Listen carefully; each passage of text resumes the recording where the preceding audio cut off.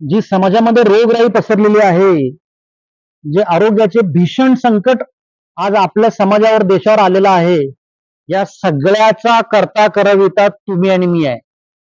आणि ह्या सगळ्याचं मूळ हे रासायनिक खतं आहेत, हे सिद्ध झालेलं आहे.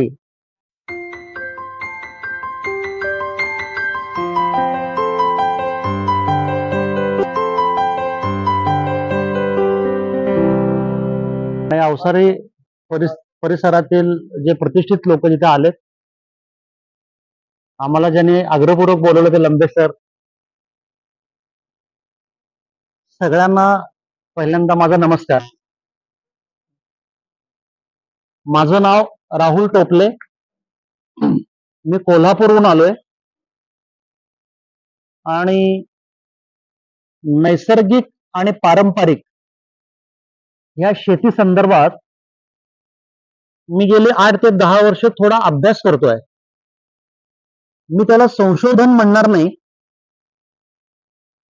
पण हे माझं निरीक्षण आणि माझा अभ्यास आहे, ज्याच्यामध्ये मला असं आढळलं की आपल्या भारतामध्ये ज्या पद्धतीनं सध्या शेती केली जाती आहे किंवा शेती व्यवस्थेमध्ये आज काम करणारे तुमच्यासारखे जे अनुभवी, प्रामाणिक आणि कष्टकरी जे शेतकरी आहेत, त्या शेतकऱ्यांना विविध प्रकारच्या अडचणी आणि विविध प्रकारचे त्रास सध्या सुरू आहेत. अडचणी आणि त्रास म्हणजे काय? पहिल्यांदा महत्वाचं म्हणजे आजकालचा शेतकरी त्याच्या शेती व्यवस्थेवर समाधानीच नाही. समाधानी का नाही आहे? तर त्याला अपेक्षित उत्पन्न शेतीमधून मिळत नाहीये. हे बरोबर आहे का चूक आहे? म्हणजे तुम्ही आज शेतकरी आहात, तर पहिल्यांदा आपण हे गप्पांचा कार्यक्रम आहे, हा भाषणाचा नाही. त्यामुळे आपण बोलायचं आहे सगळी. तुम्ही मला सांगा की तुम्ही ज्या प्रकारची शेती करताय, आज तुम्ही मंचर नारायणगावच्या समृद्ध पट्ट्यामध्ये आहात. आज तुमच्याकडे पाणी आहे, चांगला निसर्ग आहे आणि तुमच्या भागामध्ये शेतीची चांगली परंपरा आहे. तर तुम्ही आता सध्या जी शेती करताय, त्या शेतीमध्ये तुम्ही लोक समाधानी आहात का? तुमच्या मनाप्रमाणे उत्पन्न येतंय? तुमचं आर्थिक चक्र जे आहे, जे शेतीवर अवलंबून असलेलं, तर ते चक्र तुमचं म्हणजे असं बसलंय व्यवस्थित? आणि अजून खोलामध्ये तुम्ही जी सोसायट्यांची जी कर्ज काढताय शेती करण्यासाठी, काढताय ना? बिना कर्ज शेती कोण करताय? बरोबर आहे ना? सगळेजण सोसायटीचं कर्ज काढून शेती करतायत. मला हे सांगा माऊली, की असं तुमच्यापैकी कोणी आहे का की बाबा ज्यांना कर्ज काढून शेती केलेली आहे आणि वर्षाअखेरीस सगळे हप्ते, सगळं कर्ज मी शेतीतनं फेडलेलं आहे? असं कोण आहे इथं? म्हणजे मला आवडेल असं कोणी असेल तर. आपल्याला दरवर्षी मार्च मध्ये नवं जुनं करावं लागतं. खरं आहे का खोटं आहे? खरं आहे ना? हा जो काही प्रकार आहे ना, कर्ज काढून शेती करण्याचा आणि ते कर्ज कधीही न फिटण्याचा, मी नेहमी म्हणतो की ह्या दुष्टचक्रामध्ये आज माझा शेतकरी अडकलाय. तुम्ही शेती प्रामाणिक करताय, कष्ट करताय, दिवसरात्र राबताय, थंडी वारा ऊन पाऊस काय बघत नाही तुम्ही, हे मलाही माहिती आहे आणि त्याबद्दल माझा प्रचंड आदर आहे शेतकऱ्याविषयी. कारण रूढ अर्थाने तुम्ही अन्नदाता आहे. तुम्ही आज तुमच्या शेतामध्ये ज्या पद्धतीनं काम करताय, त्यामुळेच आमच्यासारख्या माणसाला ताटामध्ये अन्न खायला मिळतं. खरं आहे ना? पण आज जो तुमच्यासारखा अन्नदाता आहे, तो समाधानी नाही, तो सुखी नाही, तो आर्थिक अरिष्टामध्ये आहे, त्याला उत्पन्नच देत नाही आहे आणि तो शेती सोडण्याची भाषा करतोय. बरोबर आहे का चुकीचं आहे? नवीन पिढी शेतामध्ये ये बाबा, येऊ नकोस, आमचं झालं तेवढं बास आहे, तू नोकरी शहराकडे जा, तू इकडे येऊ नको, कारण इथं का तुझं होणार नाही. त्यातून सामाजिक प्रश्न निर्माण झालाय. शेतकऱ्याच्या मुलग्याला आज कोण मुलगीच देत नाही आहे. शिकलेल्या पोरींच्या डोक्यात आजकाल वेगळंच आहे काय, तो शेतकरी हवे नको, ते कोण करणार सगळं, ते नकोस, त्याला उत्पन्न मिळणार नाही, आयुष्यभर आम्हाला तडजोड कॉम्प्रोमाइज करावी लागेल.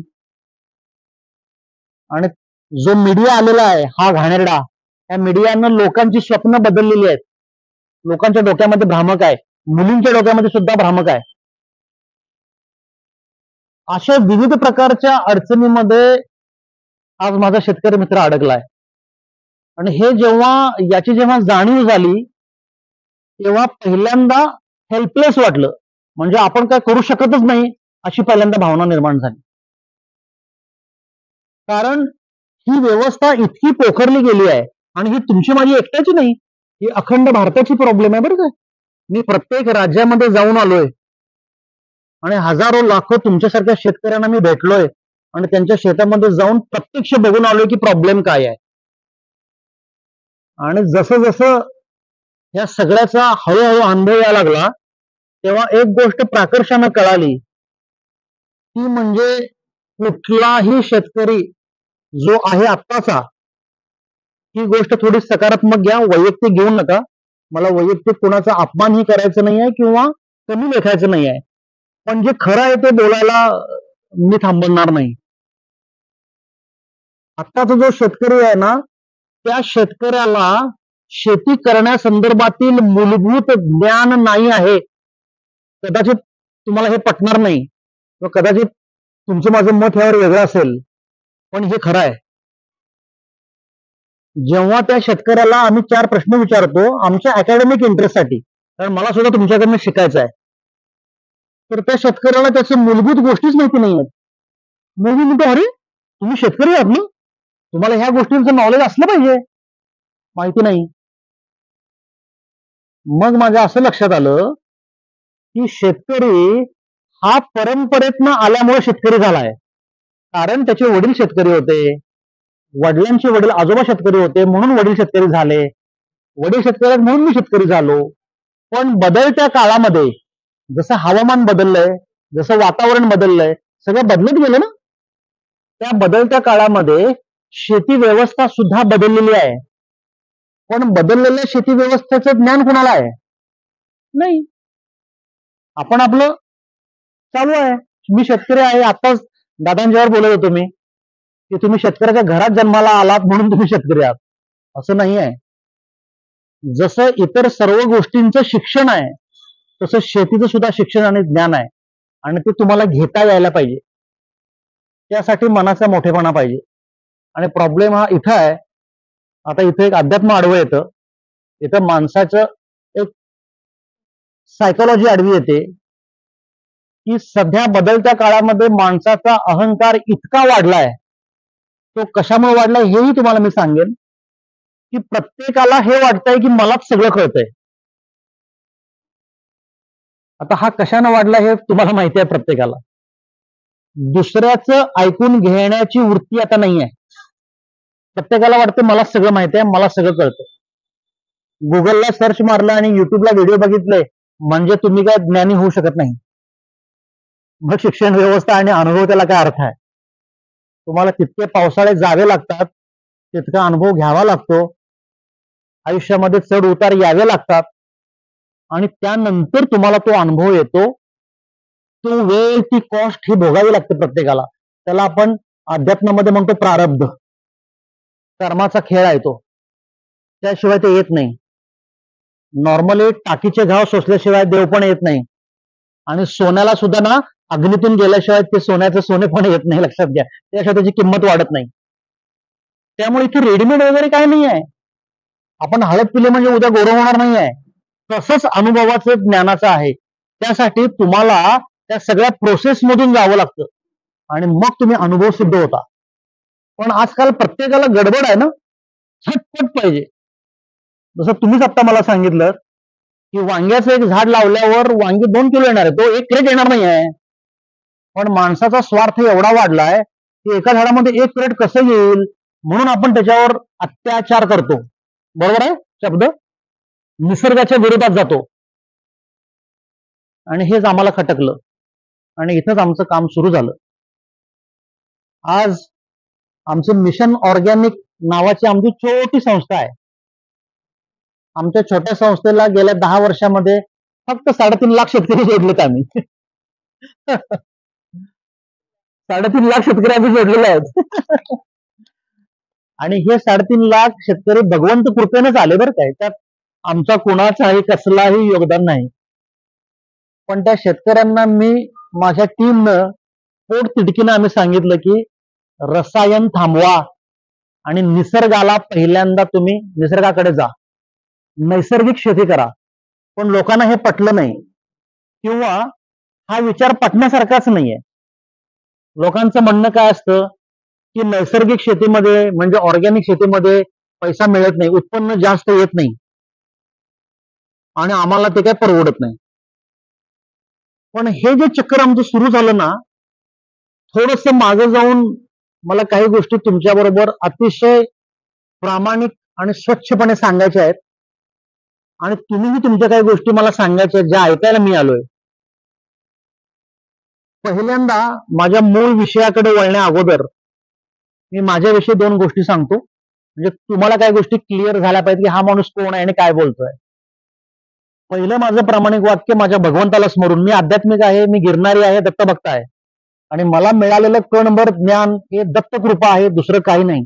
कारण मी शेतकरी नाही, मी कधीही शेती केलेली नाही, माझा शेतीतला अनुभव नाही, माझं शेतीमध्ये कसलंही शिक्षण नाही, मी कसलंही ऍग्रिकल्चरचं शिक्षण, ट्रेनिंग, कोर्स, वर्कशॉप काहीही एक अर्धा मिनिट पण केलेलं नाही.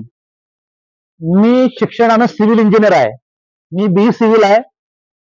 पुण्यामध्ये माझं ऑफिस होतं म्हणजे आजही आहे, पण मी गेली 10-12 वर्ष ऑफिसला गेलेलो नाही. कारण भगवंताने ह्या मार्गावर आणताना माझ्या आयुष्यामध्ये अशा काही उलटापालटी केल्या की मला तो मार्ग सोडून पूर्ण वेळ मला शेतकऱ्यांकडे यावंसं वाटलं आणि तशी परिस्थिती भगवंताने निर्माण केली आणि मी ही अतिशय खंबीरपणे आणि धाडसानं, माझ्या गावची ती परंपरा आहे, कोल्हापूरचं ते पाणी आणि रक्त आम्ही घुसतोच डायरेक्ट, तसं मी एका क्षणाला सगळ्या गोष्टी सोडल्या आणि इकडे उतरलो. ते मात्र माझं वेडीपणाचं धाडस होतं, पण त्या धाडसाला सुद्धा परमेश्वरानं मला आशीर्वादच दिला आणि बुद्धीच दिली. मग तुम्हाला 2 मिनिटं असं पटदिशी वाटेल, आज लंबे साहेबांनी तुम्हाला शेतीविषयी बोलणारा माणूस येणार आहे आणि शेतीचं ऐकायला बोलवलंय आणि हा माणूस म्हणतोय की मला शेतीतलं काही कळत नाही, माझं शिक्षण नाही, मग काय बोलणार हा माणूस. खरं आहे मित्रांनो, मी शेतकरी जरी नसलो किंवा शेतीतलं माझं शिक्षण जरी नसलं तरी परमेश्वर कृपेनं अशा काही गोष्टी मला कळाल्या, समजल्या आणि तुमच्यासारख्या शेतकरी मित्रांच्याकडून मला ते ज्ञान मिळालं, हे मी प्रामाणिकपणे कबूल करतो. आणि थोडी स्पिरिच्युअल काहीतरी मिळाली गंमत मला, आणि गेली 10 वर्ष मला मिळालेलं कणभर ज्ञान, अनुभव मी आज तुमच्यासारख्या हजारो लाखो शेतकऱ्यांना वाटत सुटलोय. याच्यामध्ये माझा काय स्वार्थ नाही. आणि मला हे तुम्हाला सांगायला आवडेल की हे जे काम मिशन ऑर्गॅनिक करताय, अशा मी 450-500 शेतीशाळा झाल्या असेल माझ्या, आम्ही हिशोबच ठेवत नाही.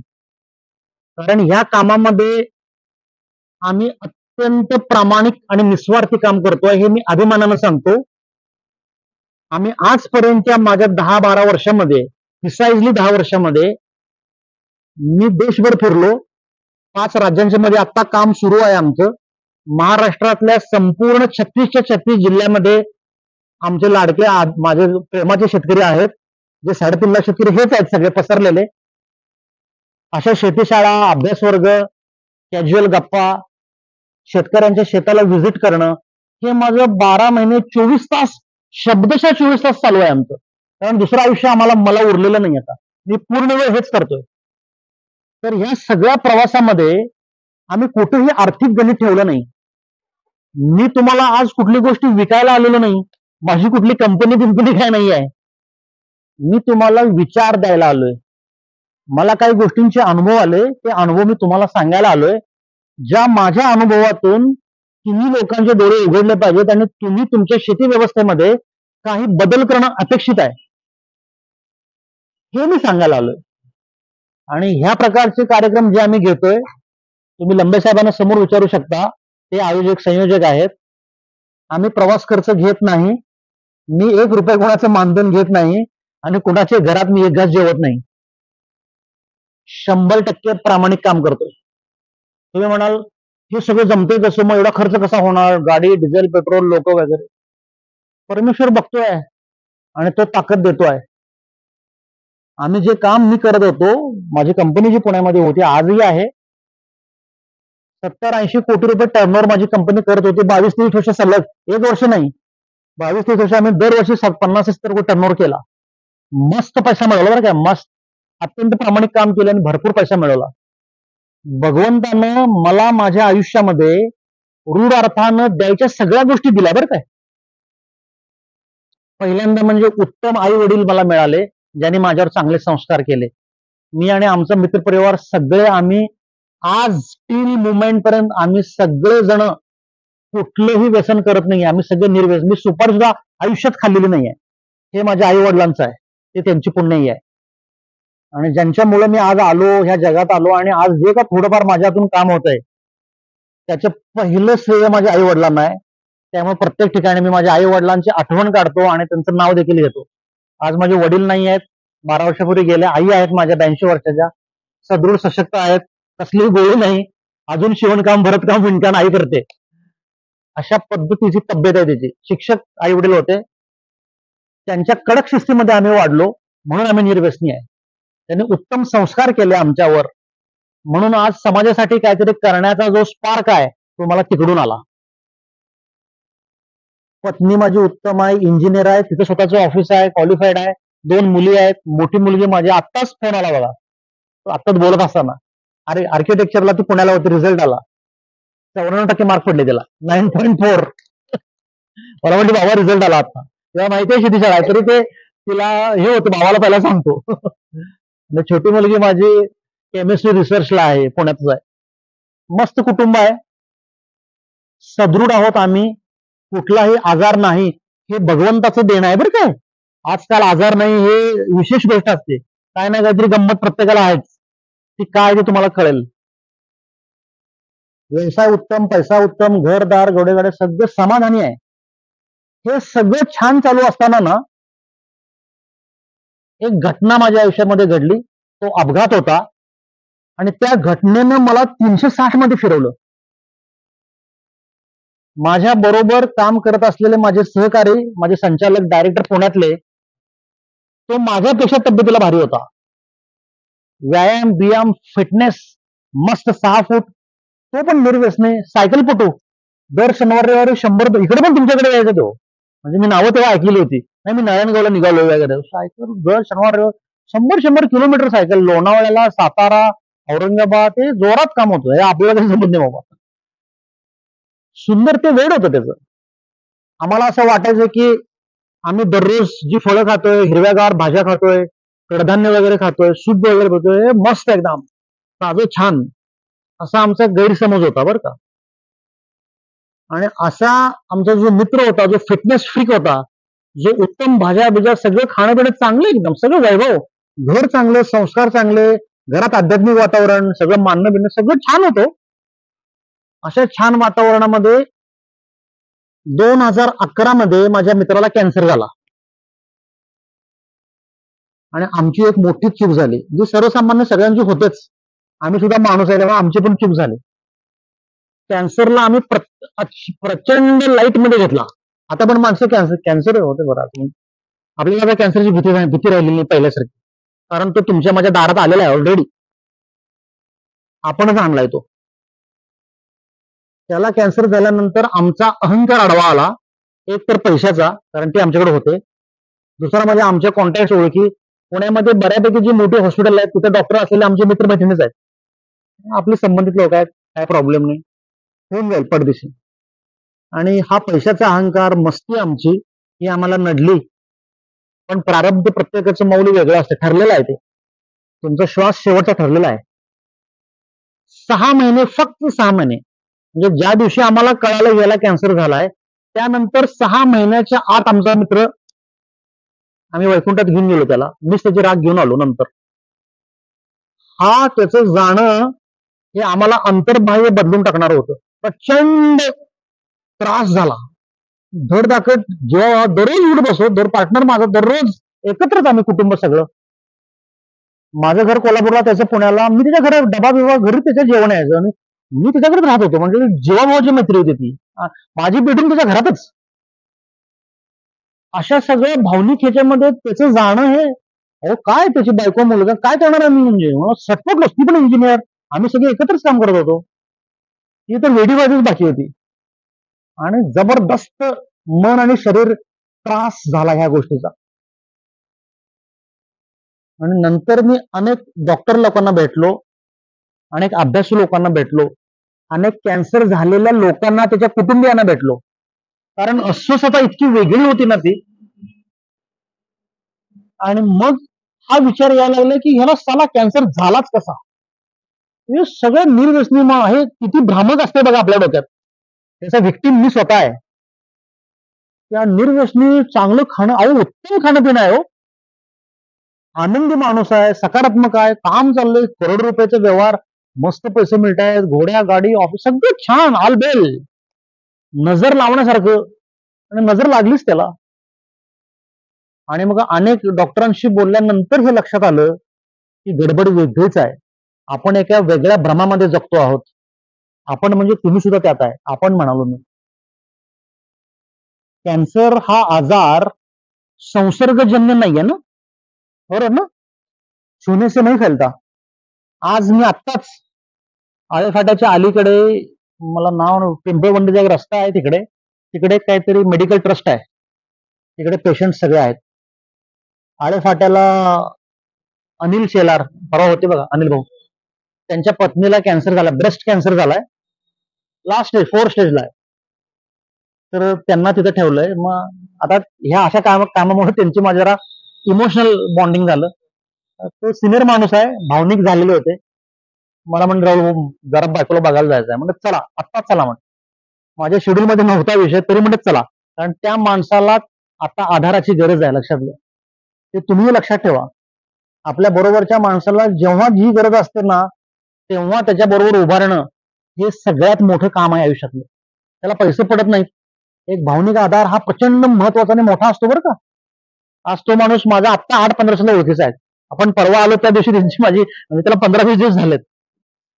पण काय तरी तो माझ्यावर अटॅच झाला. म्हणजे आज काल भेटल्यावर अशी मिठी मारली त्यांनी मला, काय आता म्हणजे त्याला कळून गेलं त्यांना काय म्हणायचं आहे ते, त्या स्पर्शातच कळालं सगळं. मी म्हटलं जाऊयात चला. मग गेलो, दुपारीच गेलो होतो.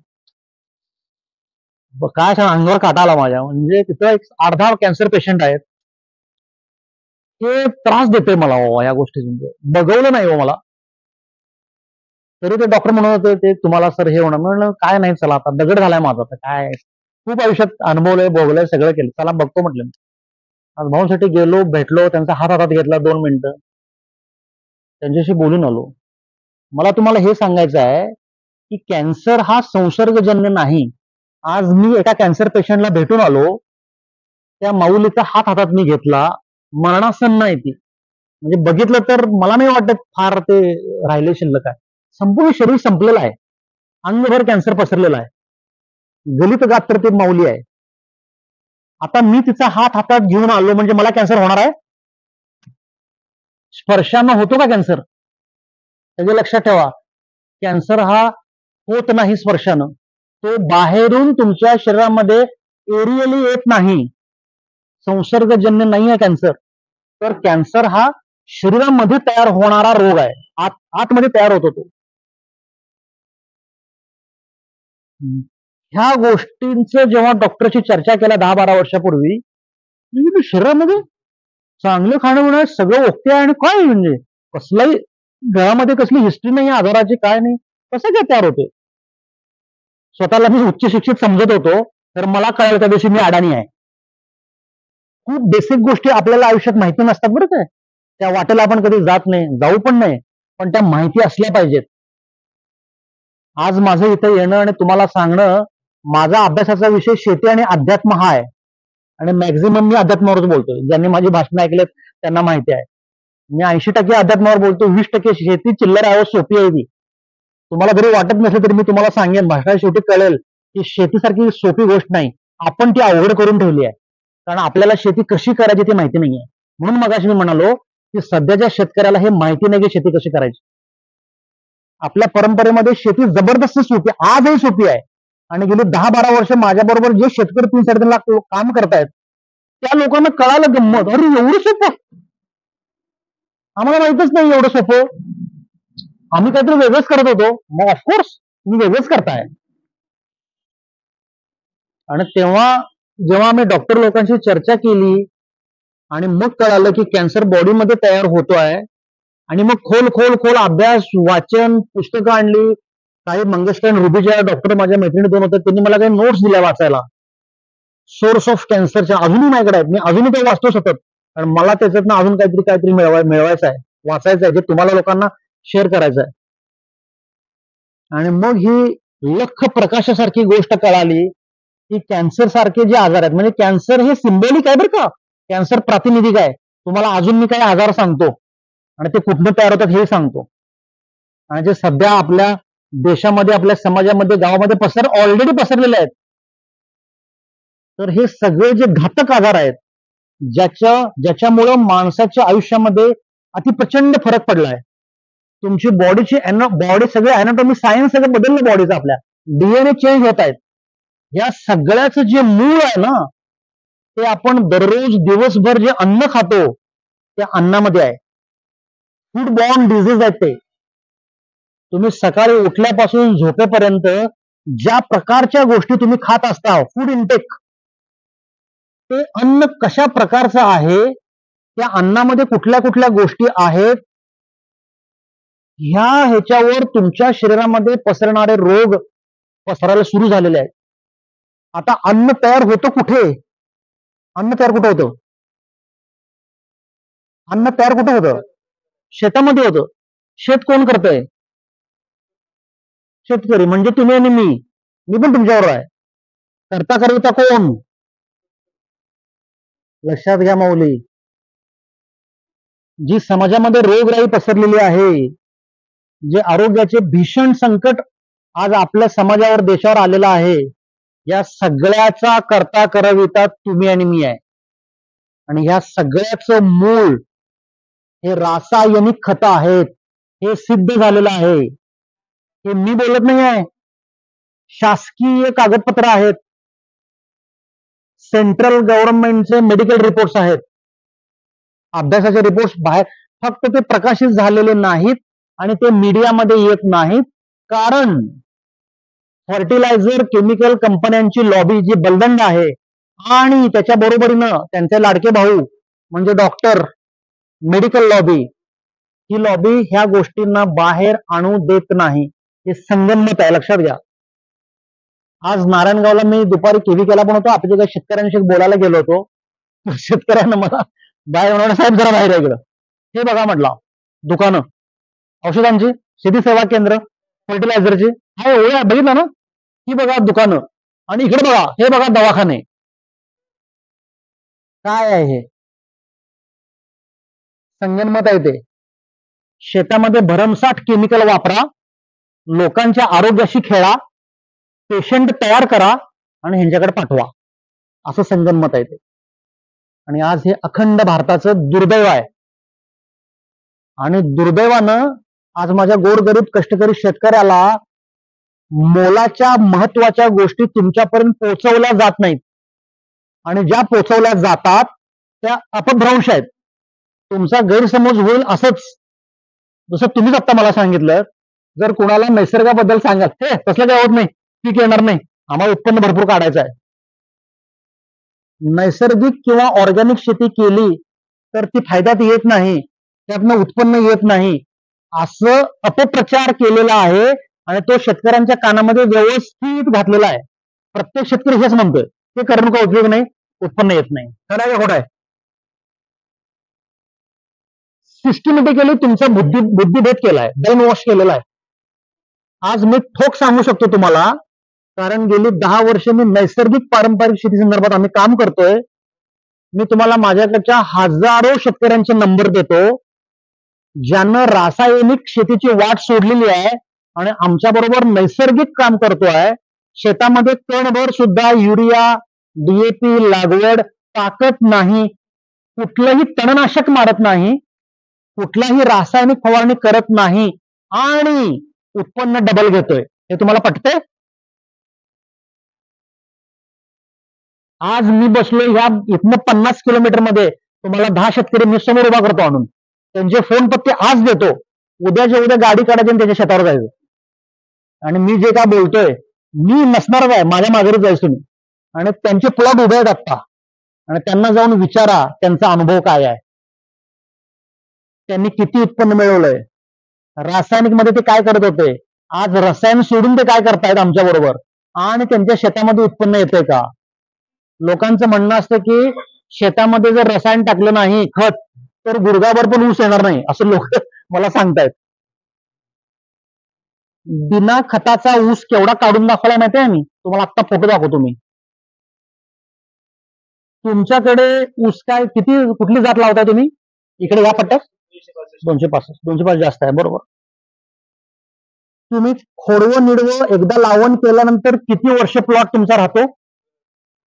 2. म्हणजे खोडवं आणि निडवं, बरोबर ना. आज लावलंय, पुढच्या दुसरं आणि तिसरं, एवढंच करताय. 2. पुढे का जात नाही तुम्ही? उत्पन्न निघत नाही, बरोबर. मी आत्ताच लंबे साहेबांना आणि पहिल्यांदा आलेल्या लोकांशी बोललो की एकदा तुम्ही आमच्याकडे सहज गप्पा मारायला, एकदा जेवण करायला या.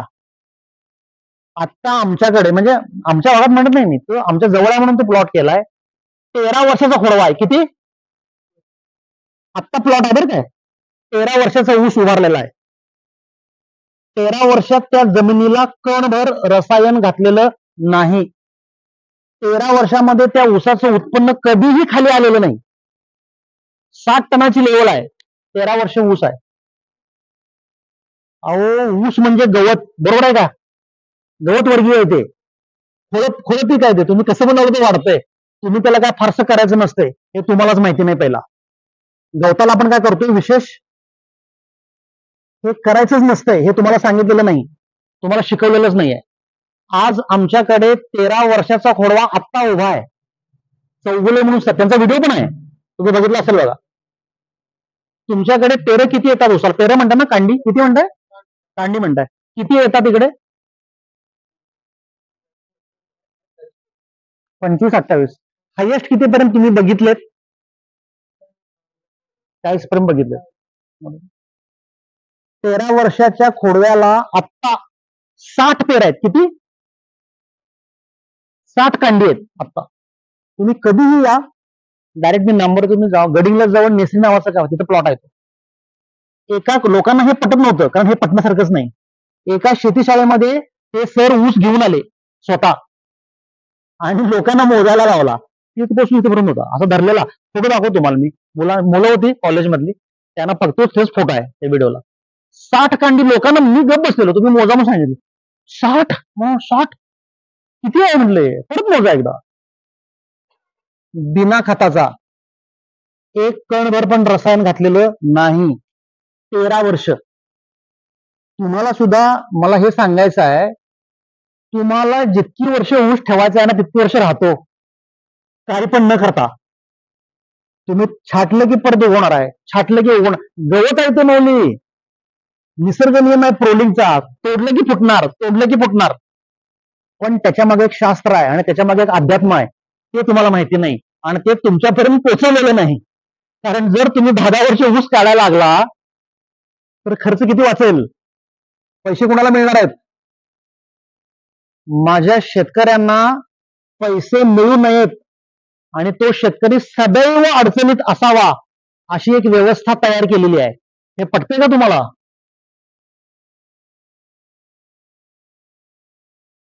ऐकलं व्यवस्थित? मुद्दाम थांबलोय मी, जरा जाऊ दे आतपर्यंत. माझ्या कष्टकरी शेतकऱ्याला सदैव अडचणीत ठेवणारी, तो कधीही त्यातून बाहेर पडू नये अशी एक व्यवस्था निर्माण केली आहे, आणि त्यातच तुम्हाला ते चक्रव्यूहात गुंतवून ठेवलंय. कष्ट तुम्ही करायचे, राबायचं तुम्ही दिवस रात्र, मेहनत तुम्ही करायची, कर्ज तुम्ही काढायचे, त्या ओझ्याखाली दिवस रात्र तणावात राहायचं तुम्ही, फिटेल का नाही, फिटेल का नाही. तयार झालेला शेतीमाल जेव्हा आपला बाजारात जातो यार्डाला, तेव्हा त्या शेतीमालाचा दर कोण ठरवतं? का बरं? त्याचं उत्तर तुम्ही सगळ्यांनी मला द्यायचं. जो माणूस कष्ट करणार आहे, कष्टाचा दाम तुम्ही ठरवायचा का तिसऱ्याने ठरवायचा? मला खरोखर सांगा, हे तुम्हाला पटतंय का? पहिला तुम्ही संघटित होऊ नये हीच व्यवस्था आहे. त्याला म्हणतात राजकारण. तो मोठा कॅन्सर आहे समाजात. आज तुमच्या एका गावामध्ये सुद्धा 50 शेतकरी एकत्र येऊ शकत नाहीत. 50. आज केविके मध्ये रडगाणं चालू होतं. पंजाबराव देशमुख नैसर्गिक शेती व्यवस्थेचं काम सुरू आहे. एक गट होत नाहीये. एक गट. 50 माणसं एकत्र येऊ शकत नाहीत माऊली. तुम्ही एकत्र येऊ नये अशी समाजामध्ये एक व्यवस्था आहे. आणि जे सोसायटी, आता इथे सोसायटीचे पदाधिकारी वगैरे असतील त्यांची माफी मागून, सोसायट्या ज्या आहेत ना, राजकीय अड्डे, त्या ठिकाणी माझा कष्टकरी शेतकऱ्याला दावणीला बांधलंय. आज तुम्ही ह्या व्यवस्थेविरोधात काम करत असाल तर तुम्हाला सोसायटीचं कर्ज मिळत नाही. खरा का खोटा आहे? झक मारून तुम्हाला मान खाली घालून त्यांच्या दावणीला जावं लागतंय. कारण तुम्हाला पुढच्या वर्षी कर्ज पाहिजे. जर तुम्ही जरा चुळबुळ केली, नावावर फुली, नाटक करायला, त्याला साईडला घे पहिला. ही व्यवस्था आपल्या सहकारामध्ये केलेली आहे, जी आपल्याला पटत नाही. मी उघड त्याचा विरोध नेहमी करतोय. आज शेतकऱ्याच्या आर्थिक नाड्या आवळलेल्या आहेत. तुम्ही एखादं पीक जेव्हा शेतामध्ये घेत असता, कष्ट करत असता, त्याला चांगला दर मिळेल ह्याची स्वप्न बघत असता, पण ते कष्ट करत असताना तुम्हाला माहीतच नाहीये की जेव्हा हे पीक तयार होणार आहे तेव्हा त्याला बाजारभाव किती मिळणार आहे हे तुमच्या हातात आहे. हमी भाव नाही आपल्याकडे, तुम्हाला माहीतच नाही. या वर्षी सोयाबीनला चांगला दर मिळाला म्हणून सगळेजण खुळ्यासारखं सोयाबीन करतात, आणि पुढच्या वर्षी जेव्हा तयार होऊन सोयाबीन तुम्ही जाताय, सोयाबीनचा रेट खाली. ही आपली व्यापारी व्यवस्था आहे. शेअर बाजारामध्ये कसं तुमचे पैसे काढून घेतात की नाही बरोबर मोठ्या कंपन्या, तसं या पणनमधल्या सगळ्या एपीएमसी मध्ये सगळे जे मोठे लोक बसलेत ना, ते तुमचे सगळ्यांचे कष्टाचं रक्त शोषून घेतात. मला प्रचंड चीड आहे त्या लोकांच्या विषयी, जे दलाल आहेत त्यांच्याविषयी. कारण तुमच्या घामाचा, प्रामाणिकपणाचा पैसा ती लोक मिळवत आहेत एअर कंडिशन मध्ये बसून.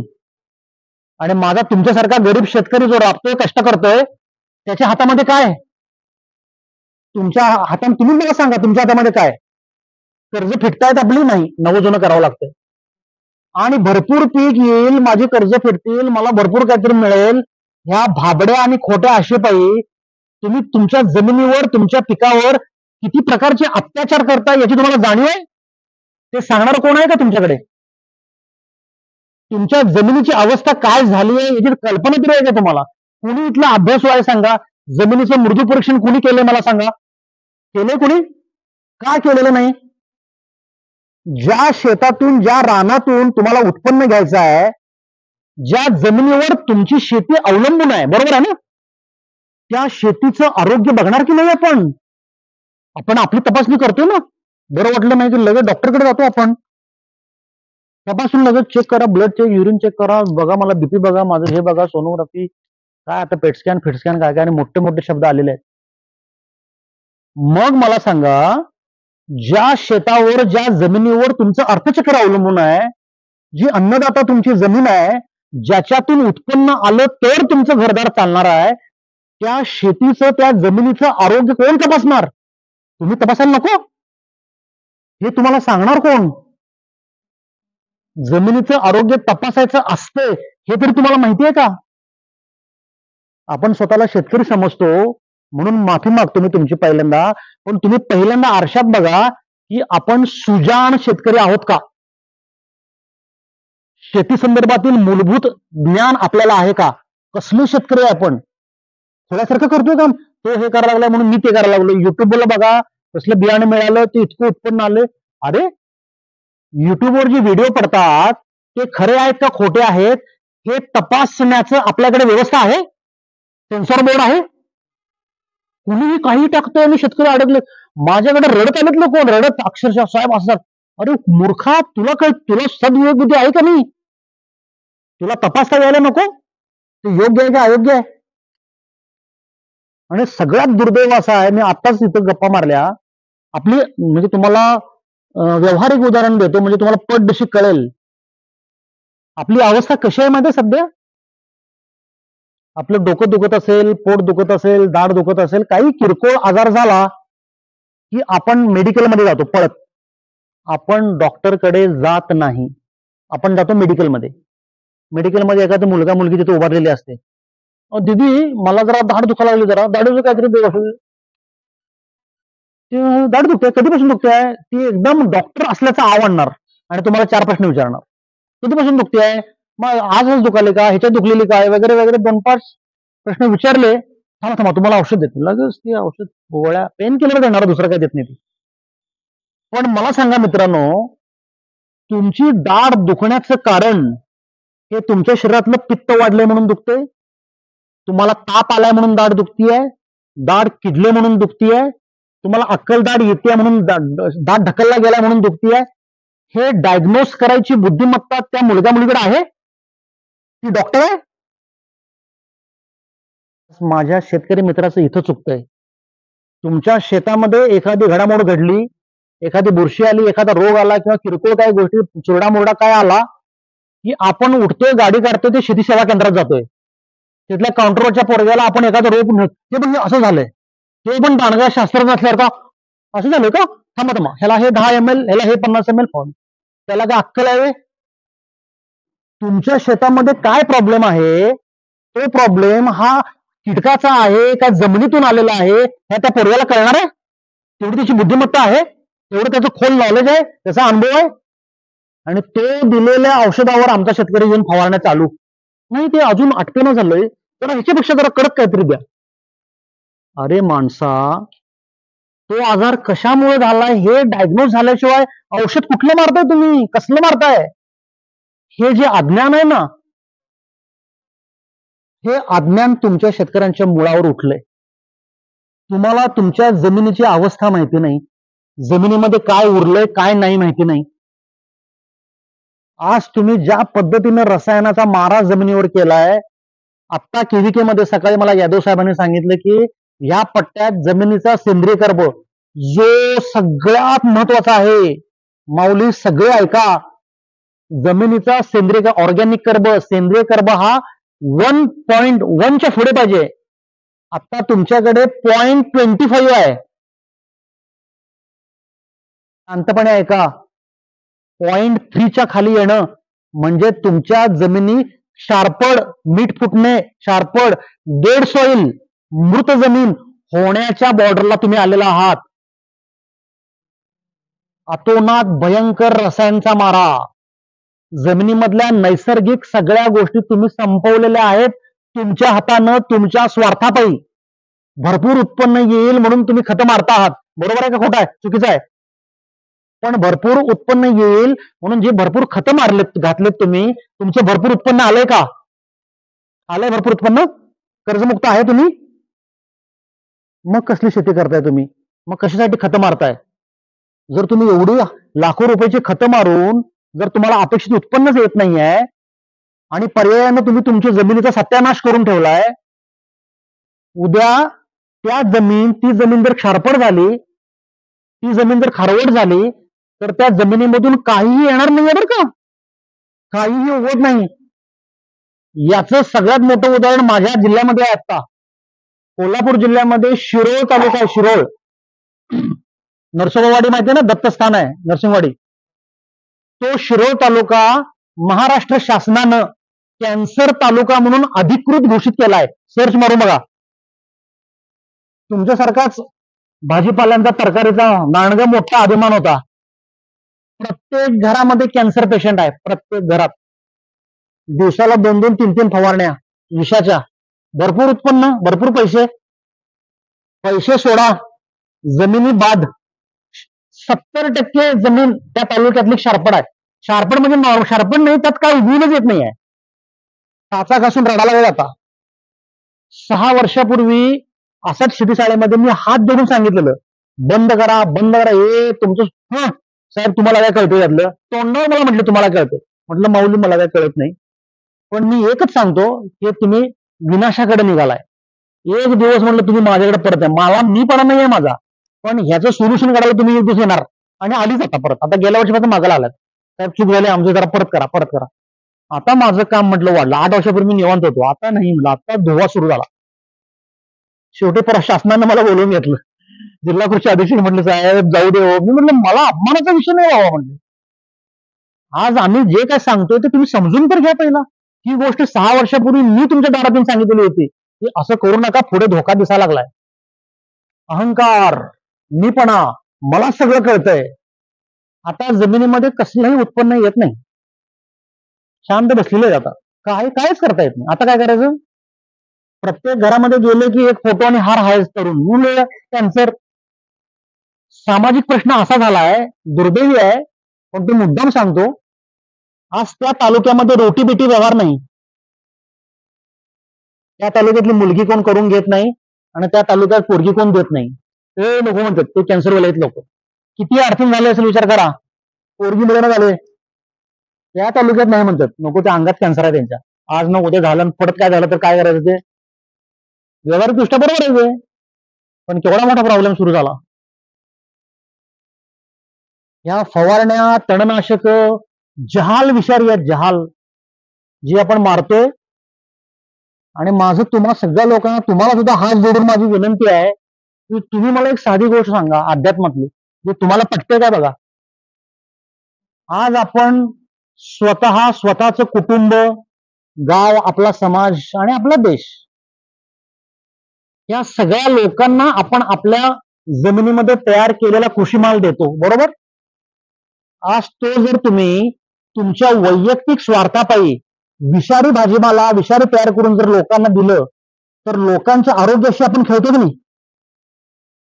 हे पाप आहे का पुण्य आहे, एवढं मला सांगा पहिला. याचा भागीदार कोण? हे कोणाला फेडायचं आहे? तेच तुम्ही फेडा लागलाय आता. आज एकही शेतकरी समाधानी आनंदी नाही आहे, लक्षात ठेवा. एकही शेतकरी आनंदी समाधानी नाही आहे. आणि मी तुमच्या समोर शेतकऱ्यांना घेऊन येतो, ज्या लोकांनी हा रसायन सोडून, याचा आज सकाळी व्हिडिओ घेतलाय मी, जुन्नर जवळ. कुठलं गाव अजित? ते धामणखेडला नाव आहे त्याचं राजेंद्र कोंडे. तुम्हाला नंबर देतो. आज त्याच्या घरात सकाळी 7ला गेलेलो मी. जाता क्षणी तोंड त्याची बायको इतक्या हसऱ्या चेहऱ्याने समोर आली, साहेब आमचं आयुष्य बदललं. बस आहे मला, बरं काय माऊली, हे वाक्य मला ऐकायचं आहे बघा, आमचं आयुष्य बदललं.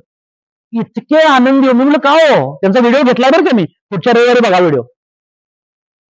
साहेब, ज्या दिवसापासून आम्ही नैसर्गिक काम करतोय की नाही, प्रचंड घरात आनंद, समाधान. माऊली म्हटलं हेच मला पाहिजे. काकडीचा प्लॉट गेलेला होता रसायनचा, म्हणजे लोकांनी काढून टाका म्हणून सांगितलेला प्लॉट होता. आम्ही तो रिपेअर केला आणि डबल उत्पन्न काढलं बिन खर्चाचं. त्याच प्लॉट मध्ये टोमॅटो केला, भरगच 500 क्रेट, 15 गुंठ्याचा प्लॉट, 500 क्रेट काढलाय एकसारखा टोमॅटो. एवढा टोमॅटोला कसला रोग नाही, कसला आजार नाही. ते झाल्यावर आता आम्ही त्याला मार्गदर्शन केलेलं, गुलाब केलाय आणि गुलाबामध्ये आंतरपीक मिरची केली. आज सकाळी तोडा होता, 12 तास मिरच्या. मला म्हटलं साहेब आपल्या मिरच्या आहेत, वास बघ म्हटलं, वास त्याचा तिखट कसा आलाय. आजकालच्या मिरचीना रासायनिक तिखटपणा आहे काय हो? मिरची तिखट असते हे सांगायला लागतंय आता. आधीच्या काळी तुम्ही एक मिरची खाऊ शकत होता. आता वडा आणि काय तुमचं समोसा, 4 5 मिरच्या कचा. अरे त्याला चव आहे का? ढव आहे ती काय मिरची आहे? आणि 2-4 वर्षांनी तुमच्या पोराबाळांना, नातवंडांना सांगावं लागेल मिरची तिखट असते बरं का, पोरं मिरच्या खातील काट मिरची. अरे बाबा, आपलं कर्तृत्व आहे ते. आपण संपवलं सगळं चांगलं. आज ही जी हायब्रिड बियाणं आलेत, आज जी बीटी बियाणं आलेत, तुम्हाला त्याचा अर्थ माहितीये का? भरपूर उत्पन्न येईल ह्या भाबड्या आशेपोटी तुम्ही ती आणून घालायला लागलाय. पण साधं सोपं तुम्हाला मी सांगतो, त्याचे उत्तर मला द्या. तुम्ही आता जी पाकिटातनं बियाणं आणताय, देशी बियाणं संपली. कोणाकडे आहेत का देशी बियाणं? ती संपवलेत बरं काय. भारताचा तो प्रचंड मोठा ठेवा होता देशी बियाणांचा, तुम्हाला बरोबर त्याच्यापासून लांब आणलंय. ते देशी बियाणं लावू नका, जवारीचं काही उत्पन्न येत नाही आणि तुम्ही खोळचा नाही लागलाय. आता जे हायब्रिड पेरताय ना तुम्ही, पाकिटातनं जे बियाणं येत आहेत, पहिल्यांदा ती उगवून येतील का नाही हिची भीती मनात. बरोबर आहे का खोटं आहे? ही शंका तिथे उगते का नाही. समजा ते उगवून आलं, तुम्ही एखादं पीक तयार झालं तुमचं, पुढच्या वर्षी तयार झालेल्या पिकाचं बियाणं करू शकताय? तुम्हाला परत बियाणं आणायला लागतंय. त्याची प्रजोत्पादन करण्याची शक्ती आहे का त्या बियाणात? हायब्रिड मध्ये बियाणांच्या पासून बी होते का? होत नाही. त्याचा DNA चेंज केलाय. त्याचं गुणसूत्र चेंज केलंय. आज ते बियाणं ते पीक प्रजोत्पादन करू शकत नाही, प्रोडक्शन करू शकत नाही. तसलं अन्न आपण खातो. जे जे बियाणं जे अन्न प्रजोत्पादन करू शकत नाही त्याला बोलीभाषेत काय म्हणतात? कसलं बियाणं? वांज बियाणं. जर वांज बियाणं तुम्ही आणि मी खाल्लं तर तुम्ही आणि मी काय होणार? आता झालोय आपण वांज. हे दुर्दैव आहे तरी मी तुम्हाला सांगतो. आता भारतामध्ये सगळ्यात मोठा आजार कॅन्सर वगैरे नाही आहे बरं का मित्रांनो. ते भुलवून ठेवलंय तुम्हाला कॅन्सरकडं. मोठे मोठे हॉस्पिटल आणि जाहिराती बिराती मोठमोठ्या चालू आहेत. तुमचा बुद्धिभेद आहे, तुम्हाला मेंटली तिकडे घेऊन ठेवलंय कॅन्सरकडं. भारतामधला सगळ्यात मोठा आरोग्याचा प्रश्न सेंट्रल गव्हर्नमेंटनं डॉक्युमेंट काढलेला आहे आणि ते तुमच्यापर्यंत पोहोचू नये अशी व्यवस्था पण केलेली आहे. तुमच्या वाचनातच येऊन येते. मीडिया मॅनेज केलेला आहे सगळा. भारतामधला सगळ्यात मोठा आजार स्त्रीवंध्यत्व म्हणजे इनफर्टिलिटी. याचा बोलीभाषेतला अर्थ गेल्या 5 वर्षामध्ये तुम्ही सर्वांनी तुमचं कुटुंब, तुमचे मित्रमंडळी, नातेवाईक, तुमचं गाव, संबंधित सगळ्या ठिकाणी बारकाईने निरीक्षण करा. निरीक्षण म्हणतो मी. गेल्या 5 वर्षात ज्यांची लग्न झालेत, जे मुलं मुली आपली तरुण मुलं मुली आहेत, त्यांना नैसर्गिकरित्या मूलबाळ होत आहेत का एवढं बारीक जरा बघत राहा. कानोसा घ्या जरा. IVF दवाखाने किती उघडले दिसलेत की नाही बोर्डात? IVF जाहिराती सुरू झाल्या की नाही? रेल FM ला ह्याला टीव्हीला बघा जाहिराती IVFच्या पट्टी सारखं IVF IVF IVF IVF म्हणजे काय समजून घ्या मित्रांनो. आपलं कर्तृत्व आहे ते, त्याला आपण हातभार लागलाय. त्या कुकर्मामध्ये, त्या पापामध्ये तुम्ही सहभागी आहे बरं काय. सुटका नाही तुमची, माझी आत्ताच सांगतो तुम्हाला. आपल्याला बघायचं आहे ते. घाणेरड्या प्रकारचं शेतीमध्ये उत्पन्न अनैसर्गिक तयार केल्यामुळे माणसाच्या शरीर रचनेमध्ये बदल झालेला आहे. DNA चेंज झालाय. तरुण माणसांच्या शरीरामध्ये बाळ तयार होण्यासाठी ज्या प्रकारची नैसर्गिक व्यवस्था आहे ती व्यवस्था आपण बिघडवलेली आहे. या अन्नधान्यानं बिघडवलेली आहे आणि हे प्रूव्ह झालेलं आहे. अशा प्रकारची वांज बियाणं, वांज खाणं खाल्ल्यामुळे शरीर बदललंय. नैसर्गिकरित्या बाळ होत नाहीत. IVF कडे जावं लागतं. 2 वर्ष ट्रीटमेंट आहे IVF ची. इंजेक्शन, हार्मोनल चेंजेस, स्टेरॉइड आहे बरं का. ते स्टेरॉइड घ्यायचं नसतं. ते घेतल्यानंतर चान्सेस 50% असतात. ते सुद्धा अनैसर्गिक आहे. औषध घेऊन बाळ तयार होणं. आता तुम्ही मला सांगा, ह्या प्रकारच्या हाय केमिकल औषधं वापरून जी बाळ होणार आहेत ती बाळ सदृढ होणार आहेत का? ती जी माझी माता भगिनी आहे, माझी आई बहीण आहे, तिला त्याचा किती त्रास आहे. त्यात आणि डॉक्टरांच्या खेळ्या वेगळ्याच आहेत. डॉक्टरांसाठी आपण म्हणजे पेशंट आणि आपण म्हणजे प्रॉडक्ट आहे. आपल्याकडनं किती पैसे काढता येईल एवढं त्यांचं कॅल्क्युलेशन आहे. परवा अत्यंत धक्कादायक एक गोष्ट मला एका डॉक्टरने सांगितली. त्या रात्री माऊली मी झोपू शकलो नाही. म्हणजे याच्यापेक्षा घाणेरड्या जगात का. आता खरं मला कळलं की हे कलियुग आहे. एका मल्टीनॅशनल कंपनीच्या सेमिनारमध्ये परदेशी गेल्या 4 महिन्यापूर्वी सेमिनार झाली. भारतातले खूप डॉक्टर इन्व्हायटी होते. यातला एक माझा क्लोज डॉक्टर आहे. त्यानं नाव न सांगण्याच्या अटीवर काही गोष्टी मला सांगितल्या ज्या शॉक करणाऱ्या होत्या. मला म्हटलं राहुल हे तू बोलायला चालू कर म्हणजे. मी म्हणलं माहिती आहे आमच्या मित्रांना मी बेधडक बोलतोय. मी काय घाबरत नाही सिस्टीमला. ज्या दिवशी माझं मरण येणार त्या दिवशी येणारच आहे. मी भीऊ कुणाला. आणि ईश्वरीय कृपा आहे माझ्यावर. त्यामुळे ज्या दिवशी मारायचंच आहे. इंटरनॅशनल एका सेमिनारमध्ये त्या डॉक्टरांशी जे चर्चा झाली, जे काय त्यांना सांगितलं गेलं त्याच्यामध्ये असं होतं की एखादं लग्न झालं, एखादी मुली, आता लग्न झालं म्हणजे मूलबाळ होणार हे नैसर्गिक आहे. आज नाही उद्या होणार. तर अशा जोडप्यांचे सर्वे करतायत इंटरनॅशनल मेडिकल कंपन्या. लोकसंख्या आता भारत तर काय खोळ्यांचा जत्रा आहे ना आपली. 140 कोटी. काय अर्थच नाही मूर्खांना. नुसतं प्रोडक्शन वाढवतच निघालेत. आज त्याचा ताण शेती व्यवस्थेवर आलाय. अन्नधान्य मिळणार नाही थोड्या दिवसांनी. भांडणं मारामाऱ्या खून होणार आहेत बरं काय. लिहून ठेवा ही गोष्ट. कारण शेतीचं क्षेत्र कमी होत आहे. शेतकरी कमी होत आहेत. तोंड वाढलेली आहेत. कारण लोकसंख्येवर आपल्याकडे नियंत्रण नाही. तर ह्या वाढत्या लोकसंख्येमध्ये सर्वे करतायत, परदेशी कंपन्या करतायत किती लोक तरुण कधी होणार, मग ते लग्न, मग त्यांची मुलं बाळ कधी होणार. एखादं बाळ जन्माला येण्या अगोदर त्याला ते प्रॉडक्ट म्हणतात, प्रॉडक्ट, माणूस म्हणत नाहीत. आणि जन्माला येणारं एक बाळ साधारण 60 ते 70 वर्ष जगणार आहे. तर ते 60-70 वर्षामध्ये एक बाळ तुम्हाला किती पैसे मिळवून देणार, किती विविध प्रकारे, याचं मॉडेल तयार केलंय कंपन्यांनी. त्या बुद्धीला कळतंय का काय? आपण प्रॉडक्ट आहे. म्हणजे एखादी आपली माता भगिनी जेव्हा प्रेग्नंट राहील तेव्हा ती त्यांचं प्रॉडक्ट आहे. कारण प्रेग्नन्सीमध्ये 9 महिने तिला औषधं, डॉक्टर, दवाखाना, सिझेरियन, त्यानंतर जे औषधं, बाळ जन्माला आलं जॉन्सन अँड जॉन्सन पावडर लावायची, फिक्स आहे ना सगळं. तुम्हाला आता मी क्लिप दाखवतो. जॉन्सन अँड जॉन्सनची पावडर, माऊली तुम्ही लक्षात ठेवा, आज एकच माझी माता भगिनी आहे जे आपल्या सगळ्या महिला वर्गाला सतत जाहिराती केलेत जॉन्सनच्या, भारी पांढरा शुभ्र सुंदर वास. कॅन्सर होतोय जॉन्सनच्या पावडरनं, तुम्हाला आत्ता दाखवतो मी. आणि हे जॉन्सन कंपनीनं मान्य केलंय कोर्टामध्ये, भारतीय कोर्टामध्ये. जॉन्सनची पावडर प्रॉडक्ट वापरल्यावर कॅन्सर होतोय आणि ते आम्ही बाळांना वापरतोय. आणि आमच्या नाही जॉन्सनचं आणा, दुसरं नाही जॉन्सन. हा जाहिरातींचा हे तुमचा बुद्धिभेद. जॉन्सन कंपनीनं मान्य केलंय कोर्टामध्ये, आमचं प्रॉडक्ट वापरलं तर कॅन्सर होतोय, ते आपण बाळांना, आपल्या इवल्या नाजूक बाळांना वापरतोय. काय आहे हे सगळं? आपण जॉन्सन लावणार, मग बाळाचे कपडे, मग बाळ मोठं होणार, त्याला बेबी फूड, मग ते चालायला शिकणार, मग त्याचे बूट, त्याचे कपडे, मग हे प्रॉडक्ट आहे.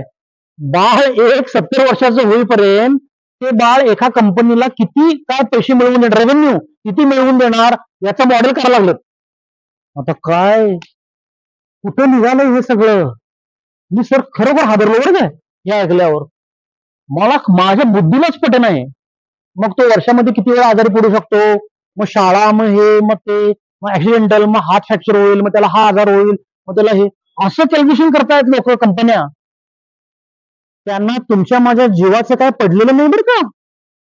त्यांना फक्त पैसे मिळवायचे आहेत, ओरबडून घ्यायचे आहेत तुमच्या माझ्याकडनं.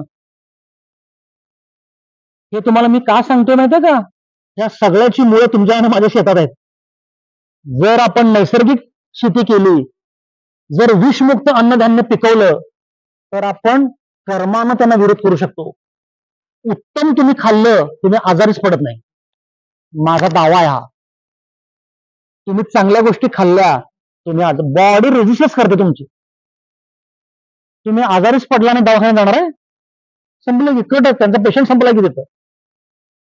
आज मी माझं उदाहरण अभिमानानं देतो. गेले 10 ते 12 वर्ष मी हे शेती कामात आहे, माझ्या मागे अध्यात्म आहे. पण 12 वर्षात टचवूड मी आजारी पडलेलो नाही. कधी माझं डोकं दुखलं नाही, कधी माझ्या पोटात दुखलं नाही, माझी दाढ दुखली नाही. 13 लाख किलोमीटर प्रवास केलाय मी, माझ्याकडे त्याचा डेटा आहे. 13 लाख किलोमीटर सेल्फ ड्रिव्हन मी चालवतो गाडी. माझा ड्रायव्हर काल घेतला, माझा ड्रायव्हर होता का परवा, आता आहे बघा, काल घेतलाय, घरात शिव्या देऊन. माणूस 200-400 किलोमीटर जाऊन आला मुंबईला की त्याची पाठ दुखते, जरा झोपतो, जरा प्रवास करून आलोय. माझ्या 10 वर्षात गेल्या 13 लाख किलोमीटर प्रवास झालाय, एक दिवसही माझी पाठ दुखलेली नाही ना, मी आजारी पडलो नाही, विश्रांती घेतली आहे. कालपासून ही 3री शेतीशाळा आहे, 4-4, 5-5 तास बोलतोय. एनर्जी डिस्चार्ज किती होते माझी, पण ती एनर्जी मला मिळते ही मी तुम्हाला सांगाय. मी माझा मोठेपणा सांगत नाही, त्या भ्रमात राहू नका तुम्ही. मला एनर्जी कुठनं मिळते माहितीये? तुमच्याकडनं मिळते. आणि दुसरी एनर्जी मला कॉस्मिक एनर्जी मिळते. हे मला तुम्हाला सांगायचं आहे की वातावरणामध्ये भगवंतानं तुमच्या माझ्यासाठी प्रचंड गोष्टी फुकट ठेवलेल्या आहेत, ज्याची जाणीव तुम्हाला मला नाही. त्याला म्हणतो कॉस्मिक एनर्जी. ज्याच्यावर तुम्ही आणि मी जिवंत आहोत आणि ज्याच्यावर तुमचं माझं शेत जिवंत आहे, ती कॉस्मिक एनर्जी, सकारात्मक ऊर्जा ही वातावरणामध्ये असते. तुम्ही जर प्रामाणिकपणे स्वच्छ सुंदर काम करत असाल तर ती नैसर्गिक शक्ती तुमच्या बरोबर सतत असते, जी माझ्या बरोबर गेली 10 वर्ष आहे. आज एवढ्या प्रखर कामामध्ये, प्रचंड धावपळीमध्ये सतत प्रवास आहे. आता उद्या, आज मुक्काम इथं करणार, उद्या सकाळी 6 वाजता मला जायचं आहे अकोले ओतूर, अकोले देवठाण, उद्या तिथे शेतीशाळा आहे. ते करून मला रातोरात कोल्हापूरला जाऊन परवा जायचंय केरळ. 950 किलोमीटर ट्रॅव्हलिंग आहे माझं. गाडीत माझ्या 2 बॅगा असतात, एक कपडे, एक बदल, ते बदल. मी थांबत नाही. आणि प्रामाणिकपणे तुम्हाला सांगतो, तशी भगवंताची कृपा असते. माझी गाडी आजपर्यंत रस्त्यात कधी बंद पडायला नाही कधी पंक्चर झाली. याला म्हणतो मी ईश्वर कृपा. दिवस रात्र पळतो मी, दिवस हा माझ्या गाड्या मेंटेन आहेत, मी काय असं करत नाही, मी इंजिनियर आहे त्यामुळे खटमध्ये असे सगळे. पण कधीही गाडी रात्री अपरात्री आमची बंद पडले, पंक्चर झालाय, गरम झाले, रेडिएटर फुटलाय, ऑइल हे तसलं काय आमच्याकडे चालत नाही. खटमध्ये गाड्या आहेत माझ्या सगळ्या. हे जे काय आहे ना, हिची गंमत तुम्हाला सांगतो. तुम्ही जे काम करत असताय ते मनापासून आणि प्रामाणिक असेल ना, तर भगवंत तुम्हाला कुणा ना कुणाच्या रूपामध्ये तो नेहमी तुमच्या बरोबर आशीर्वाद रूपी असतो. याचा दररोज मी अनुभव घेतो. दररोज मला परमेश्वराचं दर्शन घ्यायला देवळामध्ये जावं लागत नाही, कारण माझा परमेश्वर, माझे दत्तगुरु, माझी माऊली ही तुमच्यामध्ये आहे आणि मला ती दररोज भेटते. मी तुम्हाला नमस्कार करतो मनापासून, कारण प्रत्येकाच्या हृदयामध्ये ईश्वरी अंश आहेच आणि मी त्याचा दररोज अनुभव घेतो. आज कुणीही आम्हाला माणूस भेटतो, प्रेमानं बोलतो, मिठी मारतो, तो माझ्यासाठी ईश्वरीय स्पर्श आहे. आज कुणीही जो आनंदात आहे माणूस, जो मनापासून काम करतो, तो परमेश्वरी आहे, हे तुम्ही समजून घेतलं पाहिजे. आज तुमच्या शेती व्यवस्थेसाठी भगवंतानं निसर्गामध्ये किती गोष्टी तुमच्यासाठी केलेत याची जाणीव देखील नाहीये माऊली आपल्याला. खूप सोप्या गोष्टी तुम्हाला सांगतो. सूर्यप्रकाश, नायट्रोजन हवेतला 78%, कार्बन डायऑक्साईड आणि पाणी, ह्या 4 गोष्टी शेतीसाठी अत्यंत महत्वाच्या आहेत. ह्या 4 गोष्टींच्या पैकी एकही गोष्ट जर नसेल तर तुम्ही शेती करू शकत नाही. तुम्ही विचार करा माऊली सगळी, जर सूर्यप्रकाश नसेल शेती होणार आहे? तुम्ही आणि मी जगू शकत नाही शेतीचं लांब. याचं छोटं उदाहरण, दक्षिण ध्रुव, उत्तर ध्रुव, ज्या ठिकाणी 6 महिने रात्र 6 महिने दिवस, हे माहिती आहे ना, दक्षिणायन उत्तरायण सूर्याचं होतं, त्या भागामध्ये 6 महिने रात्र असते, म्हणजे बर्फ आहे त्या ठिकाणी, टेम्परेचर लो आहे त्या ठिकाणी. सूर्य नाही ना, सूर्य हा एनर्जी सोर्स आहे, तो पॉझिटिव्ह नाही. तुमचं माझं जगणं सूर्यावर आहे हो, आपल्याला माहिती नाही, किंमत नाही आपल्याला त्याची. दक्षिण उत्तर ध्रुवावर एक तरी झाड उगवतंय काय? जरा सर्च करून बघा बघूया. एक झाड नाही, पान उगवत नाही, कारण तिथे सूर्यप्रकाश नाही. हे सगळ्यांनी विसरू नका. सूर्यप्रकाश, नायट्रोजन, नायट्रोजन शिवाय पानाला हिरवेपणा नाही हो. फोटोसिंथेसिससाठी नायट्रोजन सगळ्यात इम्पॉर्टंट आहे. नायट्रोजन फिक्सेशन व्हावंच लागतं. एनपीके मधलं एन काय आहे ते? कार्बन डायऑक्साईड, सूक्ष्म मूल अन्नद्रव्य, कार्बोहायड्रेट्स, फळधारणा, अन्न निर्मिती ही CO2 शिवाय होऊ शकत नाही. हे शास्त्र आहे, हे काय मी सांगत नाही, हे हजारो वर्ष चालू आहे. पाणी त्याशिवाय शेतीच होऊ शकत नाही. आता मला सांगा, सूर्यप्रकाश, नायट्रोजन, कार्बन डायऑक्साईड ह्या महिन्यात ह्या 4 गोष्टींचं महिन्याचा रिचार्ज बिल वगैरे देतो काय आपण? बिल आहेत? सूर्यप्रकाशाचं बिल देतो काय? कार्बन डायऑक्साईडचं बिल देतोय? नायट्रोजनचं देतोय? फुकट आहे की नाही? सगळं फुकट आहे, पण त्याची किंमत आहे आपल्याला. हे भगवंतानं माझ्या शेतकऱ्यांसाठी निसर्गामधनं तुम्हाला गिफ्ट आहे. आणि शेतकरी काय म्हणतोय सध्या? अहंकार केवढा, मी शेती करायला लागलोय. तुम्ही कुठली शेती करायला लागलाय? परमेश्वराने ती व्यवस्था केली आहे, तुम्ही निमित्त मात्र आहे माऊली. त्यानं सूर्यप्रकाश, सूर्याला जर थांबवलं, एक महिनाभर जरा तू थांब, जरा रेस्ट घे, जरा इतके दिवस चाललंय तुझं, काय होईल? पृथ्वी संपून जाईल आपली. लक्षात ठेवा. आज वातावरणातले जे वायू आहेत ते, एखादा वायू जर डिस्टर्ब झाला, बघताय ना ओझोनच्या प्रॉब्लेममुळे टेम्परेचर किती होतं यावर्षी? 52 झालं यावर्षी राजस्थानला. 52. माणसं रस्त्यावर मरून पडतील. आपलं कर्म आहे ते, तोडा झाडं, तोडा सगळे स्वार्थासाठी, लावायची लांब राहू देत. कुठे निघालो आपण? आज महाराष्ट्रात 40, 42, 45, 46 होतं का? आज आमचा भाग एवढा समृद्ध जंगलाचा आहे, आम्ही यंदा 40ला पोहोचलो. हादरलो आम्ही यावेळी, माहिती का सर? आमच्याकडे 35 पुढे जात नव्हतं कधीच, यावेळी 42, 40, 42. निसर्गाचा समतोल हल्लाय आणि तो आपण हलवलाय. भगवंतानं निसर्गामध्ये शेतकऱ्यासाठी प्रचंड साधन संपत्ती फुकट तयार केलेली आहे, जिची तुम्हाला मला किंमत नाही. आपण त्या वाढीसाठी प्रयत्न करत नाही. आणि वर आपण काय म्हणतोय, शेती मी करायला लागलोय. माझं नेहमी शेतकऱ्याला ही विनंती आहे सांगण्याची, जरा अहंकार बाजूला ठेवा, मी माझं थोडं बाजूला ठेवा.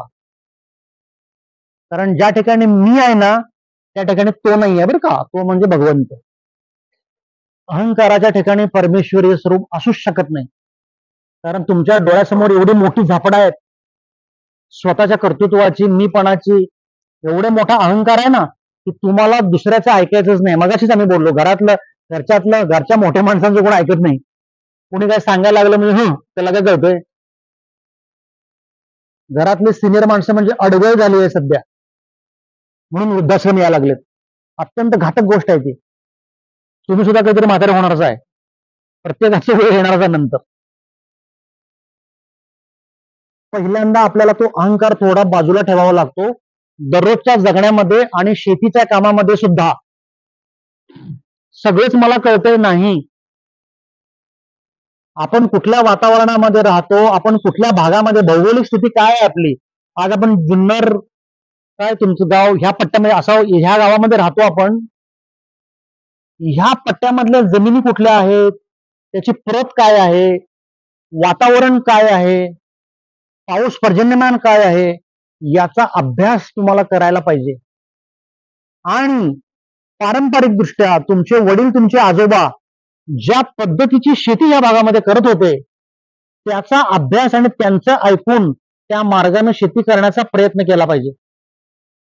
ना की आता व्हिडिओ बघून मी काय ड्रॅगन फ्रूट लावतो.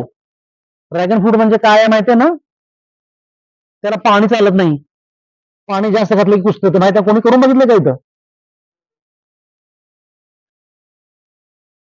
आपल्या महाराष्ट्रामध्ये ड्रॅगन फ्रूटला सुटेबल वातावरणच नाही आहे. त्याला खडकाळ जमीन लागते. कॅक्टस स्वरूपातला आहे ते, बघितलं ना तुम्ही ड्रॅगन फ्रूट? कॅक्टस आहे तो. वालुकामय लागतं, पाणी अत्यल्प लागतं. आमच्याकडे मुबलक पाणी आहे, मॉइश्चर हवेमध्ये जास्त आहे आपल्याकडे. त्याचं उत्पन्न कसं आहे, तुम्ही एक लॉजिक समजून घ्या हो. राजस्थानमध्ये येणाऱ्या गोष्टी इथे येतील का? कशा येतील? वातावरण, जमीन याचं काहीतरी आहे की नाही? भगवंतांना ही सगळी जी सृष्टी निर्माण केली आहे ना त्याच्यामध्ये विविधता आहे, त्याच्यामध्ये वैविध्य आहे. अहो 50 किलोमीटरला गेल्यावर आपल्या डाळीची आमटीची फोडणी बदलते, आपली भाषा बदलते. मग तीच बदलायला पाहिजे का नाही? ही निसर्ग व्यवस्था आहे आणि आपण निसर्गाच्या विरोधात काम करतोय. म्हणून मी मगाशी म्हटलं की आमच्या भागामध्ये मूर्ख लोक ऊस लावतात. आमचा हा पावसाळी पट्टा आहे हो, डोंगराळ भाग आहे, लाल माती आहे. त्या मातीमध्ये भात आणि नाचणी चांगली येते आणि तेलबिया चांगला येतात. ऊस लावायला कोणी सांगितलंय? 20 टनच्या वर कोण जात नाही, 20 टन त्यावर कोण जात नाही. कशाला करायचा ऊस तो? 12-14 महिने. आणि ऊसाला दर किती आहे सांगा बघू? किती आहे कारखान्याला दर इथं? 3,000 रुपये. म्हणजे किती रुपये किलो? तुम्ही जरा बाजारात जावा आणि 3 रुपये किलोनं काय मिळते मला सांगा. मीठ किती रुपये किलो आहे?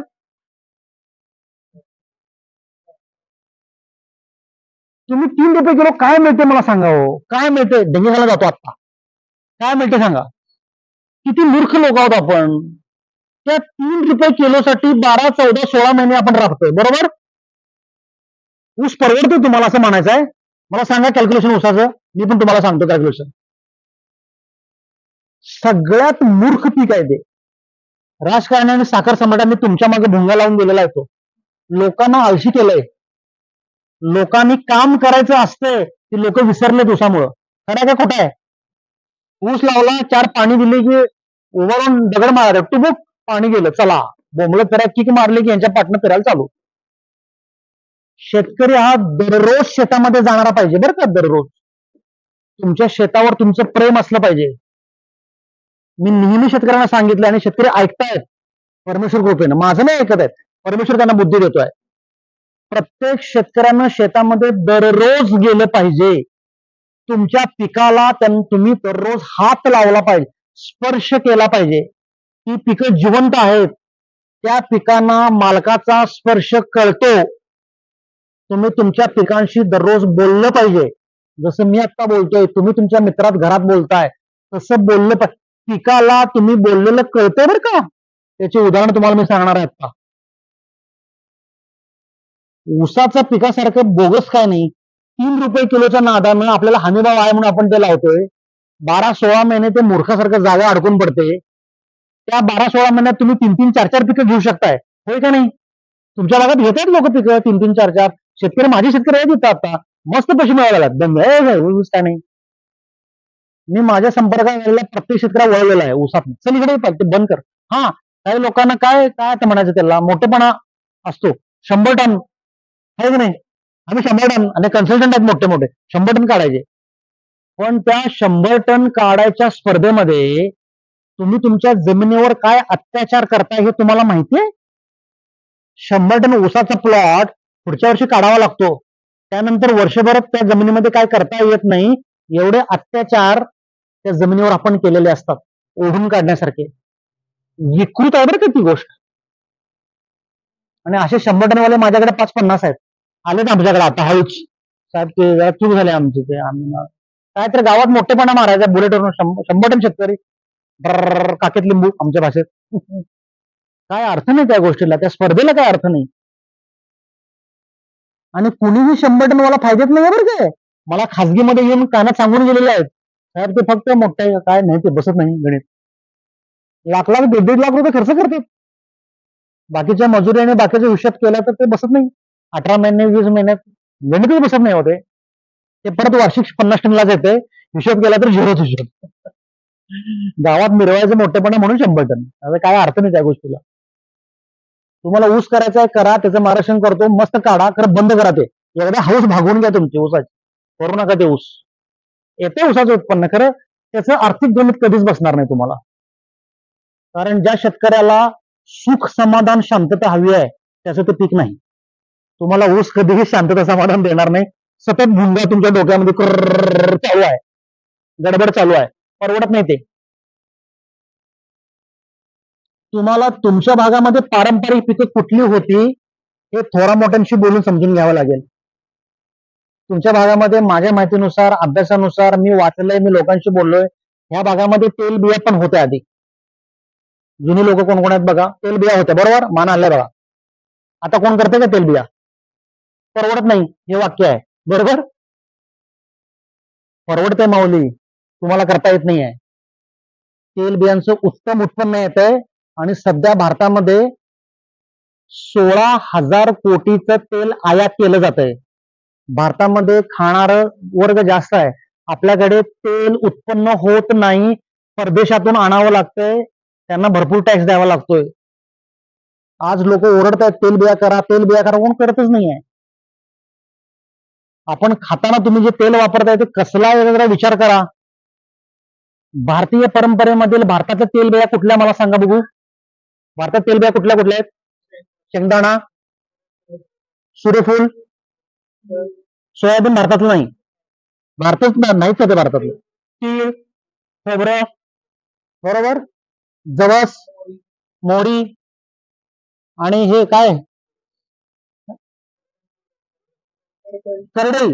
करडई सगळ्यात चांगलं तेल करडई तब्येतीला. डॉक्टर रेकमेंड करतो करडई. करडई आहे आता.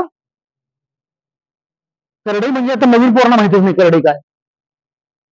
आपल्या भारतातल्या खाद्य परंपरेतलं सर्वोच्च तेल करडई आणि खोबरा आहे आणि शेंगदाणा आहे. आपण ते वापरत नाही. आणि मध्यंतरी जबरदस्त सफोला बिफोला काय डबल फिल्टर टेबल फिल्टर जाहिराती सुरू झाल्या, कोलेस्ट्रॉल होत नाही वगैरे वगैरे. माऊली, तेल फिल्टर करायचंच नसतंय, तुम्हाला माहितीये. तुमच्या लहानपणी तुम्ही घरामध्ये भुईमुग करत होता स्वतःच्या घरात खाण्यासाठी, तो तुम्ही जाऊन गाळून आणत होता आणि वर्षभर ते वापरत होता. गावातल्या घाण्यावर फिल्टर होत होतं. तुमच्या तब्येती कशा होत्या? तुमच्या शरीराला तेलाची गरज असते, तेल तूप खावं लागतं चांगलं. फिल्टर वगैरे वगैरे बोगस आहे बरं काय. त्यातलं सत्व काढून घेतलं जात आहे फिल्टर या नावाखाली, आणि जे खायचं नसतंय ते आपण खातो. आता सगळ्यात मोठा धोका जो कुठला होतोय तो ऐका. तुम्ही बोलून गेला सोयाबीन. मुळात सोयाबीन हे भारतीय पीकच नाहीये, ते परदेशातनं आपल्याकडे आलं. भारतीय परंपरेमध्ये सोयाबीन नव्हतं बरं काय. तुम्ही पुस्तक काढून वाचा, कृषी विज्ञान केंद्रात जावा, काय वाटेल ते करा, बघा, मी अभ्यास केलेला आहे. याच साधं सोप्या गोष्टी व्यवहारिक मी तुम्हाला सांगतो.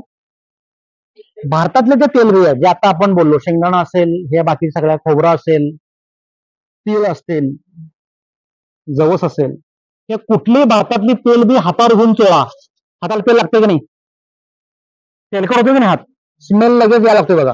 खोबरं देखील वाळलेलं चोळल्यानंतर लगेच तेल सुटते त्याला, शेंगदाण्याला कच्च्या सुटतंय, तिळाला सुटते, सगळं सुटतंय. सोयाबीन चोळून बघा, असं साल्ट जातील हाताची, साल्ट तेल आपण साल्ट जातील. माऊली सोयाबीन ही तेल बी नाही आहे, माहिती आहे का तुम्हाला? माहिती आहे तुम्हाला? सोयाबीन तेल बी नाही आहे. मग तुम्ही कसलं सोयाबीनचं तेल खाताय? जरा विचार करा, मी काय सांगतो त्या गोष्टीचा, थोडासा अभ्यास करा. सोयाबीन आपण लाकडी घाण्यावर घालून तेल निघतंय, कधी बघितलंय, ऐकलंय? घालून बघा जाऊ, काय होतं बघा, मुद्दाम नाही बघा घालून, ते घाणावर उभं करून घ्यायचं म्हणते तसलं काय नसतं तेव्हा. मग सोयाबीनचं तेल तयार कसं होतंय याचा विचार केलाय आपण? आपल्याला माहितीच नाही, तर अभ्यास करायचाच नाही आपण. आपण मेंढरा झापलं ते सोयाबीन जाहिरा, हा सोयाबीन स्वस्त मस्त आहे, 110 शेंगदाणा 250, 110 आण, 110 आण. तब्येतीचा मात्र करून घेतलाय तुम्ही सगळ्यांनी असले घाणेरडे खाऊन.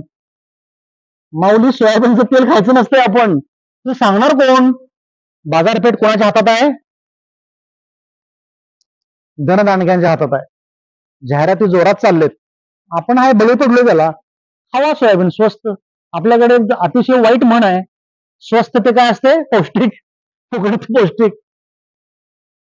मूर्ख लोकांना ह्या गोष्टी कळत नाहीत हो, ह्या तुमच्या बुद्धीशी खेळलेले आहे लोक. सोयाबीन तुम्ही सर्च मारून बघा, सोयाबीन जे आहे ना, ते ऑइल काढण्याचे कारखाना रांजणगावला एक आहे, चाकणला एक आहे. त्या कारखान्याचं नाव काय आहे माहितीये का? Oil extraction unit. शब्द आहे का? Oil extraction unit. एक्स्ट्रॅक्शन म्हणजे काय? ओढून ताणून काढणे. शेंगदाण्याचं तेल ओढून काढावं लागतं, प्रेस करावं लागतं, कोल्ड प्रेस, बरोबर? त्यामध्ये टेम्परेचर नाही, तुम्ही दाबलं तरी बाहेर पडणार. कुठली शेंगदा, खोबरं दाबा, तेल बाहेर पडते. सोयाबीन दाबून बघा, तेल बाहेर पडते काय? म्हणून त्या ऑइल युनिटचं नाव आहे ऑइल एक्स्ट्रॅक्शन, म्हणजे त्यातून ओढून ताणून अनैसर्गिक पद्धतीनं काढलेलं तेल, ते एक्स्ट्रॅक्शन. सोयाबीन एक्स्ट्रॅक्ट करून ऑइल काढण्यासाठी सोयाबीनला स्टीम दिली जाते, वाफ, आणि त्याच्यावर सॉल्व्हंट फवारला जातो. सॉल्व्हंट म्हणजे काय? केमिकल. तुम्ही काढून बघा आता, ते नंतर अभ्यास करा. त्याच्यावर सॉल्व्हंट फवारतात आणि मग त्यातला तेलाचा अंश जो काय पॉइंट मायनस वगैरे आहे तो त्यातला ओढून काढला जातो. आणि सोयाबीन आपण पिकवा लागलोय त्यांच्यासाठी, दर खाली पडला, वर पडला, बोंबलत सगळं. जी तेलबीच नाही आहे, त्यातलं तेल अनैसर्गिकरित्या काढलेलं आपण खातोय. आपली बॉडी ते रेजिस्ट करेल असं वाटतं तुम्हाला? तुमची शरीर रचना जी आहे ना, ते निसर्गातील सगळ्या गोष्टी पचवण्याची शक्ती असलेलं शरीर आहे आपलं. भगवंताने इथे अध्यात्म आहे. तुमच्या शरीराला कुठल्या प्रकारचं अन्न सूट होतं, तुम्ही ज्या भागामध्ये राहताय त्या भागामध्ये पिकलेलं, बरोबर आहे का चुकीचं आहे? आज कोकणपट्टीमध्ये भाकरी आणि चपाती कोण खाते काय? खाऊ शकते काय कोण? आमचे मित्र आहेत बघा, सरोडे साहेब, कोकणातले, भाकरी खाऊन दाखवते ते, त्यांना भात लागतोय. कारण त्यांचं शरीर, त्यांचा डीएनए हा भातासाठी सूट आहे हो, कारण त्यांचा जन्म कोकण किनारपट्टीला झालाय. हे शास्त्र आहे, हे अध्यात्म आहे. तो माणूस चपाती भाकरी खायला आजारी पडणार, फिनिश. मासे दररोज खाऊ शकणार, रेड मीठ खाणार, मटण खाणार काय तो जमतच नाही. ते ब्राह्मणात सोडा, ते काय खात नाहीत, पण मी ओव्हरऑल सांगतो. ज्या भागामध्ये तुम्ही राहता त्या भागातल्या हवामानाच्या नुसार त्या भागामध्ये पीक येतं आणि ते पीक तुमच्या शरीराला योग्य असतं, ते तुमचं नैसर्गिक अन्न. तुम्ही रोटी खाऊ शकता काय दररोज? रोटी खाऊ शकता धाब्यावरची? खाऊन बघा जरा, खावा की 8 दिवसांनी, मजा बघायला काय होते ते. रोटी पंजाबी लोक खाणार हो, तिकडे गहू उत्पन्न जास्त होते की नाही. तिथल्या वातावरणाला योग्य ती गोष्ट तिथे तयार होते, तीच ते खातात. पनीर खातात एवढं एवढं, तुम्ही खाऊन दाखवा. लस्सी एवढी पितात, आम्हाला बघितलं की पोळी शिकतोय आम्ही, हे बाबा हे काय आपलं काम नाही. कारण त्यांची शरीर रचना तशी आहे, ते पसतंय त्यांना, ते योग्य आहे त्यांचं. आपलं तसं नाही आहे. तुम्ही जे मूलभूत गोष्टी ज्या भगवंताच्या आहेत ना, हे शास्त्र, हे अध्यात्म समजून घेतलं पाहिजे पहिला. परमेश्वरानं ही चराचर सृष्टी जी निर्माण केली आहे ना, या सगळ्या सृष्टीमध्ये ज्या गोष्टी त्यांना केलेल्या आहेत त्या आपण बिनधास्तपणे फॉलो केल्या पाहिजेत. म्हणजे तुमचा परमेश्वरावर श्रद्धा आणि विश्वास असला पाहिजे, जो आज नाही आहे. बरं काय, कोणीही किती आध्यात्मिक असू देत, आपण कामापुरतं परमेश्वर आहे आपला. तुम्ही विचार करून मला सांगा, ज्या वेळेला तुम्ही अडचणीमध्ये असता, ज्या वेळेला तुम्ही प्रॉब्लेम मध्ये असता, तेव्हा तुम्हाला देवाची आठवण येते. नारळ घ्यायचा कुलदेवताला, नाहीतर ग्रामदेवताला निघाला बघा पळ. अरे मी जरा थांब, जरा देवाला निघाल, जरा आला अडचणीत रट्टा बसलेला आहे, देवा बघ बाबा असं झालं, अशी अडचण आहे. आणि जेव्हा सगळं अलबेल असतं, जेव्हा सगळं छान चालू आहे, 2 घास खाताय, राहताय मस्त, काही प्रॉब्लेम नाही, उत्तम आरोग्य आहे, सुख समाधानात आहे, त्यावेळेला तुम्हाला परमेश्वराची आठवण होते काय हो? कोणाला होते आठवण? किती स्वार्थी आहे आपण. सगळं छान चालू असताना मी केलं, माझ्यामुळे सगळं छान चालू आहे, आणि प्रॉब्लेम आला की तुझ्यामुळे झालं बरं, सगळं तुझं लक्ष नाही माझ्याकडं. काय आहे? माझं म्हणणं असं आहे, आणि माझी विनंती अशी आहे मित्रांनो तुम्हाला, जेव्हा तुमचं सगळं छान चालू आहे ना, जेव्हा तुम्ही सुखी समाधानी आहे, तेव्हा तुम्हाला परमेश्वराची आठवण यायला पाहिजे, आणि तेव्हा तुम्ही नतमस्तक व्हायला पाहिजे.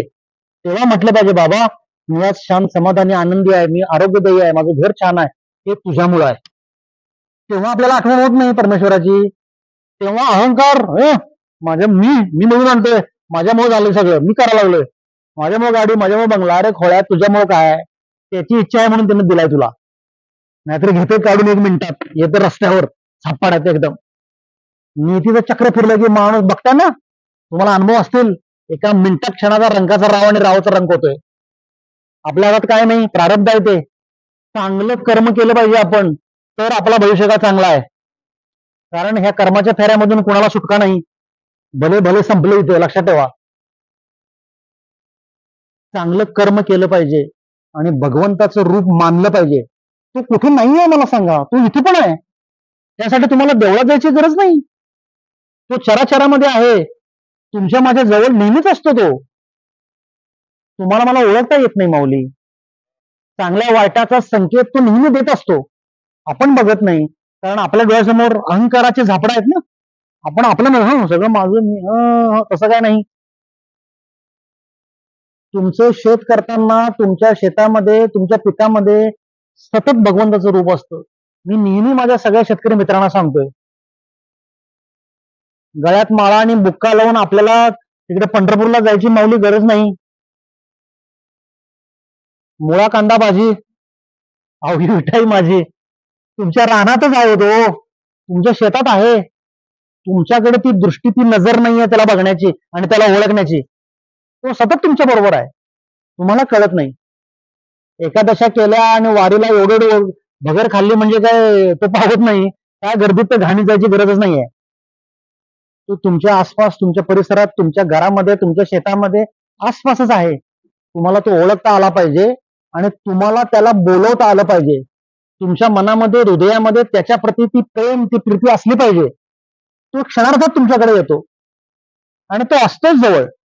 पण माणसाचा अहंकार आणि स्वार्थ एवढा वाढलाय सध्या की त्याला भगवंताची आठवण देखील होत नाही, जोपर्यंत प्रॉब्लेम येत नाही. आणि तुमच्या माझ्या आयुष्यात ज्या अडीअडचणी, प्रॉब्लेम, भगवंत त्याच्या अस्तित्वाची जाणीव करण्यासाठी देतो, हे विसरू नका.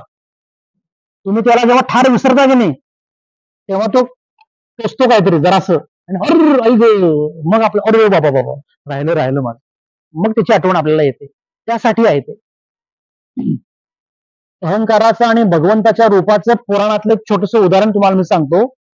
म्हणजे बोली भाषेमध्ये काय होते, आपल्याला ती उदाहरणं लोक सांगायला लागतात, त्याशिवाय आपल्याला त्याचं सिरियसनेस कळत नाही.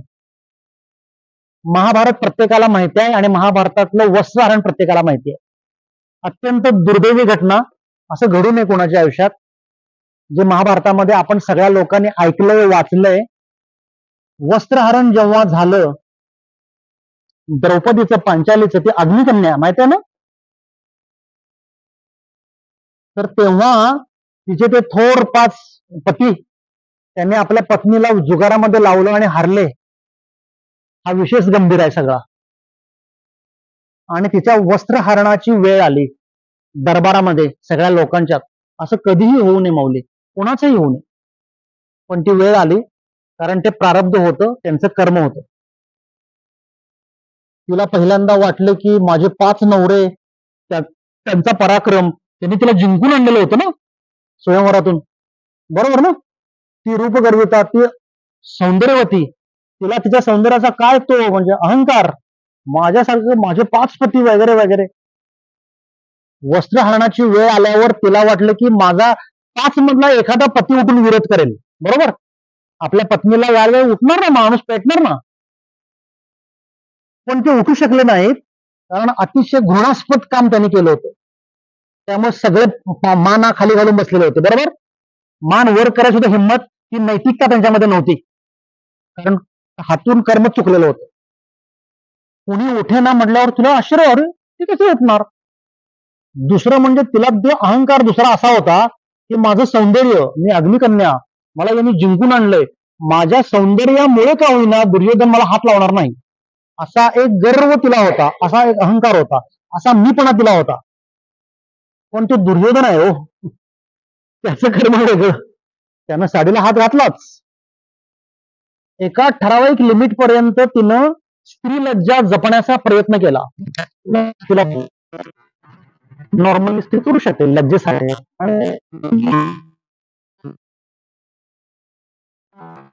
आता दुर्योधनाची ताकद कुठं आणि या बालिकेची ताकद ते पुरणार आहे. तो वीर योद्धा दुर्योधन आहे, एका हिस्सेसारखा उडू शकला असता. पण जेव्हा तो साडी ओढायला सुरू करतोय तेव्हा तिला कळालं, त्या क्षणी तिचा अहंकार ही गळला आणि तिची ताकद ही संपली, शारीरिक आणि मानसिक. आणि ती गर्भगळीत झाली आणि तिला असं वाटलं की संपलं आता, आता गडबड झाली सगळी. त्या क्षणाला तिनं काय केलं, जो लज्जस्तव पकडलेला हात तिनं सोडला आणि आकाशाकडे हात केला आणि कुणाला हाक मारली, कृष्णाला हाक मारली. हे कृष्णा, बरोबर. आर्तता होती, हतबलपणा होता, हे कृष्णा आता तू वाचव मला, म्हणजे हेच त्यामध्ये होतं ना. देवाची तिला आठवण आली त्यावेळेला. इथपर्यंत जी आपल्याला गोष्ट माहिती आहे की कृष्ण आला आणि साडी तिची संपली नाही आणि तिची लज्जा वाचली, हे आपल्याला माहिती आहे. पण माझं इंटरप्रिटेशन त्यातलं वेगळं आहे, हे तुम्ही समजून घ्या. ज्या क्षणाला कृष्ण आला आणि त्यानं तिला त्यातनं वाचवलं, त्या क्षणाला द्रौपदी कृष्णाला रागवली, अरे मी हाक मारली आणि तू आलास, म्हणजे तू जवळपासच होतास, बरोबर ना. म्हणजे तो जवळपास होता म्हणून तो लगेच आला. मग ती कृष्णाला म्हणाली की अरे तू जवळ होतास, माझं सगळं एवढं अपमान होतोय, तू आधी का आला नाहीस, तू पहिल्यांदा का आला नाहीस.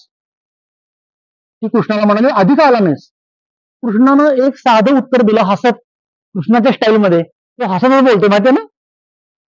तो काय म्हणाला, अगं वेडे, तू मला बोलवलंच कुठं मी यायला, तू मला हाक मारलीस.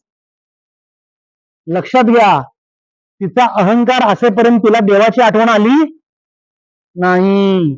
तिला वाटत होतं माझे नवरे 5, माझं सौंदर्य, हा अहंकार तिला होता जोपर्यंत तिला देवाची आठवण आली नाही. याचा अर्थ मित्रांनो, मीपणा जोपर्यंत मी आहे तोपर्यंत तो तुमच्या बरोबर नाही आहे. ज्या क्षणाला तुमचा मीपणा नसेल त्या क्षणाला तो आला. तुम्ही बोलवून तर बघा त्याला. जसा द्रौपदीसाठी तो क्षणार्धात आला, तसा तो तुमच्या माझ्यासाठी सुद्धा क्षणार्धात यायला तयार आहे. तो जवळच आहे. तुम्ही त्याला बोलवत आहे कधी, कोणी बोलवलंय, बोलवलंय का. आपल्याला मी पण आहे ना, अजून अजून अंगात आपल्या किडा आहेच की मी पण आता मी करतो तुम्ही मला मला सगळं माहित आहे. येत नाही, कोणी येत नाही, काळजी करू नका. ज्या क्षणाला तुम्ही तुमचा अहंकार बाजूला ठेवाल, ज्या क्षणाला तुमच्या मीपणाची वस्त्र बाजूला ठेवाल आणि भगवंताला तुम्ही फक्त प्रार्थना कराल, माऊली मी काम कराल तर तू बघ, हे सगळं तुझं आहे बघ. सरेंडर होणं म्हणतात त्याला, नतमस्तक होणं म्हणतात त्याला. आणि मग बघा, करून बघा जरा कोणीतरी, जर तेवढ्या ताकदीची श्रद्धा विश्वास असेल परमेश्वरावर, करून बघा. मी करून बघितलंय. अशा एका क्षणाला गिरनारला मी माझा सगळा मोह माया पैसा सोडून दिला. आज हे काम माझं आहे, शेतीचं शिकलोय मी, माझा अनुभव आहे नाही. पण जे जबरदस्त शॉट बसला, जे दुःख माझ्या मित्राच्या जाण्याचं होतं, जे मला पोखरत होतं आत, आणि जो काय अध्यात्म हे माझं प्रारब्ध आहे, ते मला चालत आलं, ते माझ्या कुलातून चालत आलं, ते माहिती आहे, ते मोठं प्रारब्ध आहे, त्याची चर्चा नको. पण त्या क्षणाला मला असं वाटलं की बस, साला सोडून दिलं पाहिजे. आणि एका बाजूला मनामध्ये माझी पत्नी, आई वडील, माझी मुलं यांची जबाबदारी पण होती ना, त्यांचं कसं चालणार, मुलं अंडर एज्युकेशन होती. पण मी हा साधा विचार केला, जर माझ्या मनामध्ये हा विचार येतो आहे सगळं सोडून देण्याचा, तर माझ्या आयुष्यात पुढे हे सोडल्यानंतर जे काय होणार आहे त्याचा करता करविता तोच आहे, तो बघेल ना काय करायचं ते. आणि गिरनारला पाया पडलो आणि सांगितलं, महाराज सोडलं सगळं मी, तुमचा मी आजपासून, तुम्ही जी बुद्धी द्याल ते करणार. आज या घटनेला 12 वर्ष झाली. 2012 डिसेंबर दत्त जयंती, त्या दिवशी मी सगळं सोडून, मोह माया पैसा सगळं सोडलं. तिथनं आलो आणि माझ्या पार्टनरला सांगितलं की मी आजपासून ऑफिसला येणार नाही. त्या वर्षीचा आमचा टर्नओव्हर 65 कोटीचा होता. मी म्हटलं मला नको, बस. तू का खोळावाला असं काय, तू काय डोकं फिरलं जाऊन म्हणलं ना. त्याच्या आदल्या वर्षी तो माझा पार्टनर वारलेला. म्हटलं बस बस झाला आता. मी मग तू काय करणार मला माहित नाही म्हटलं. ती बुद्धी दिली आहे ना बोलायची, ही सगळी त्याची आहे. मित्रांनो, मी तुम्हाला प्रामाणिकपणे सांगतो, आजपर्यंत 450-500 शेतीशाळा केल्या मी. कधीही मी नोट्स काढल्या नाहीत, मी कधी अभ्यास करून येत नाही, आणि माझं कुठलंही भाषण एकसारखं नाही आहे. आज तुमच्यासारखी लोक भेटली, तुमच्याकडे मी बघायला लागलोय, आणि मला जे सुचतंय, जे वाटतंय ते मी बोलायला लागलोय, तेच मी बोलतोय. मी कधीच छापील वगैरे काय बोलत नाही. हा, मुद्दे माझे एक आहेत, पण सांगण्याची भाषा, शब्द, वाक्यरचना ही प्रत्येक वेळी वेगळी आहे. ही बुद्धी कोण देतंय? परमेश्वर. माझी नितांत श्रद्धा आहे दत्तगुरूंच्यावर. आज माझं जगणं, माझं आयुष्य माझ्या माऊलींच्या पायाशी आहे. आज शेतीची शून्य मला नॉलेज असताना आज माझ्या बरोबर 3.5 लाख शेतकरी उभारले, ही माझी गुरुकृपा आहे, लक्षात ठेवा. आणि त्या प्रत्येक शेतकऱ्याच्या घरामध्ये आज आनंद आहे, आणि प्रत्येक शेतकरी माझा सुखी समाधानी, आर्थिक दृष्ट्या सबल आहे. मी प्रत्येक शेतकऱ्याला सांगितलंय, तुझ्या घरामध्ये माऊली आहे, तू घाबरू नकोस. त्याचं उदाहरण मी स्वतः आहे. मी सोडून दिली सगळं. आज मी जगतोय ना, आज बसायला गाडी आहे मला, आज माझं घर चाललंय, माझ्या मुली उत्तम शिक्षण घेत आहेत, मला काहीही कमी नाही आहे बरं का. आणि करोडो रुपयांचा टर्नओव्हर करून मी जितका सुखी नव्हतो त्याच्या 1000 पट आत्ता सुखी आहे. कारण मला चिंताच नाही उद्याची. तो बदल काय करायचं ते, मी दमत नाही, घाबरत नाही, काय नाही, काय नाही. दिवसा मी 8-8, 10-10 तास बोलतोय. आज दुसरी शाळा येईल आणि शेतावर 4 लोकांचे गेलोय. माझं नॉर्मली 10 तास बोललोय मी आज. पण माझ्या चेहऱ्याकडे बघून वाटतंय का एनर्जी डाऊन झाली आहे, मी दमलोय. रात्री 3 पर्यंत बोलतो, तुम्ही हालायचं नाहीत ना. माझी तयारी आहे, तुमची तयारी आहे बघा. साहेबांनी जेवणाची व्यवस्था केली, जेवूया परत बसूया. कारण माझ्या भगवंतावर विश्वास आहे. कारण मला तुम्हाला काय द्यायचं आहे की नाही ते मला माहिती आहे. माझ्याकडे अत्तराची कुपी आहे, विचारांची, विश्वासाची, श्रद्धेची. ते अत्तर मी एकटंच वास घेत बसू दिलेलं, थोडा वेळ मी वाच घेऊन. ते अत्तर मला का दिलंय माहितीये? आज सगळ्यांना वाटायला दिलंय, आज तुम्हाला लावायला दिलंय. माझं अत्तर कधी संपत नाही बरं का मौली. मी ते प्रत्येकाला लावणार, तुम्ही प्रत्येकाने वास घ्यायचा, आनंदी व्हायचं. शब्दांना तुम्ही घेऊ नका. हे जे अत्तर आहे ना, हे अत्तर म्हणजे विचार आहे, आणि अत्तर म्हणजे अध्यात्म आहे. तुम्ही मला विसरून जावा, माझं नाव सो लक्षात ठेवू नका.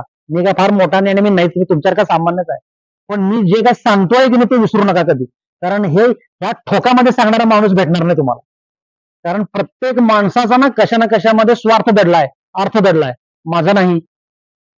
आजपर्यंत 10 वर्षामध्ये एवढा मी प्रवास केलाय, एवढं आलोय, पळालोय, धावपळ करतोय. मी कधी कोणाकडे 1 रुपये घेतलेला नाही. विचारा लंबे साहेबांना, त्यांनी मला पैसे दिलेत काय घ्यायचे, त्यांनी मला पेट्रोलला पैसे दिलेत काय, त्यांनी मला मानधन दिले, विचारा त्यांना.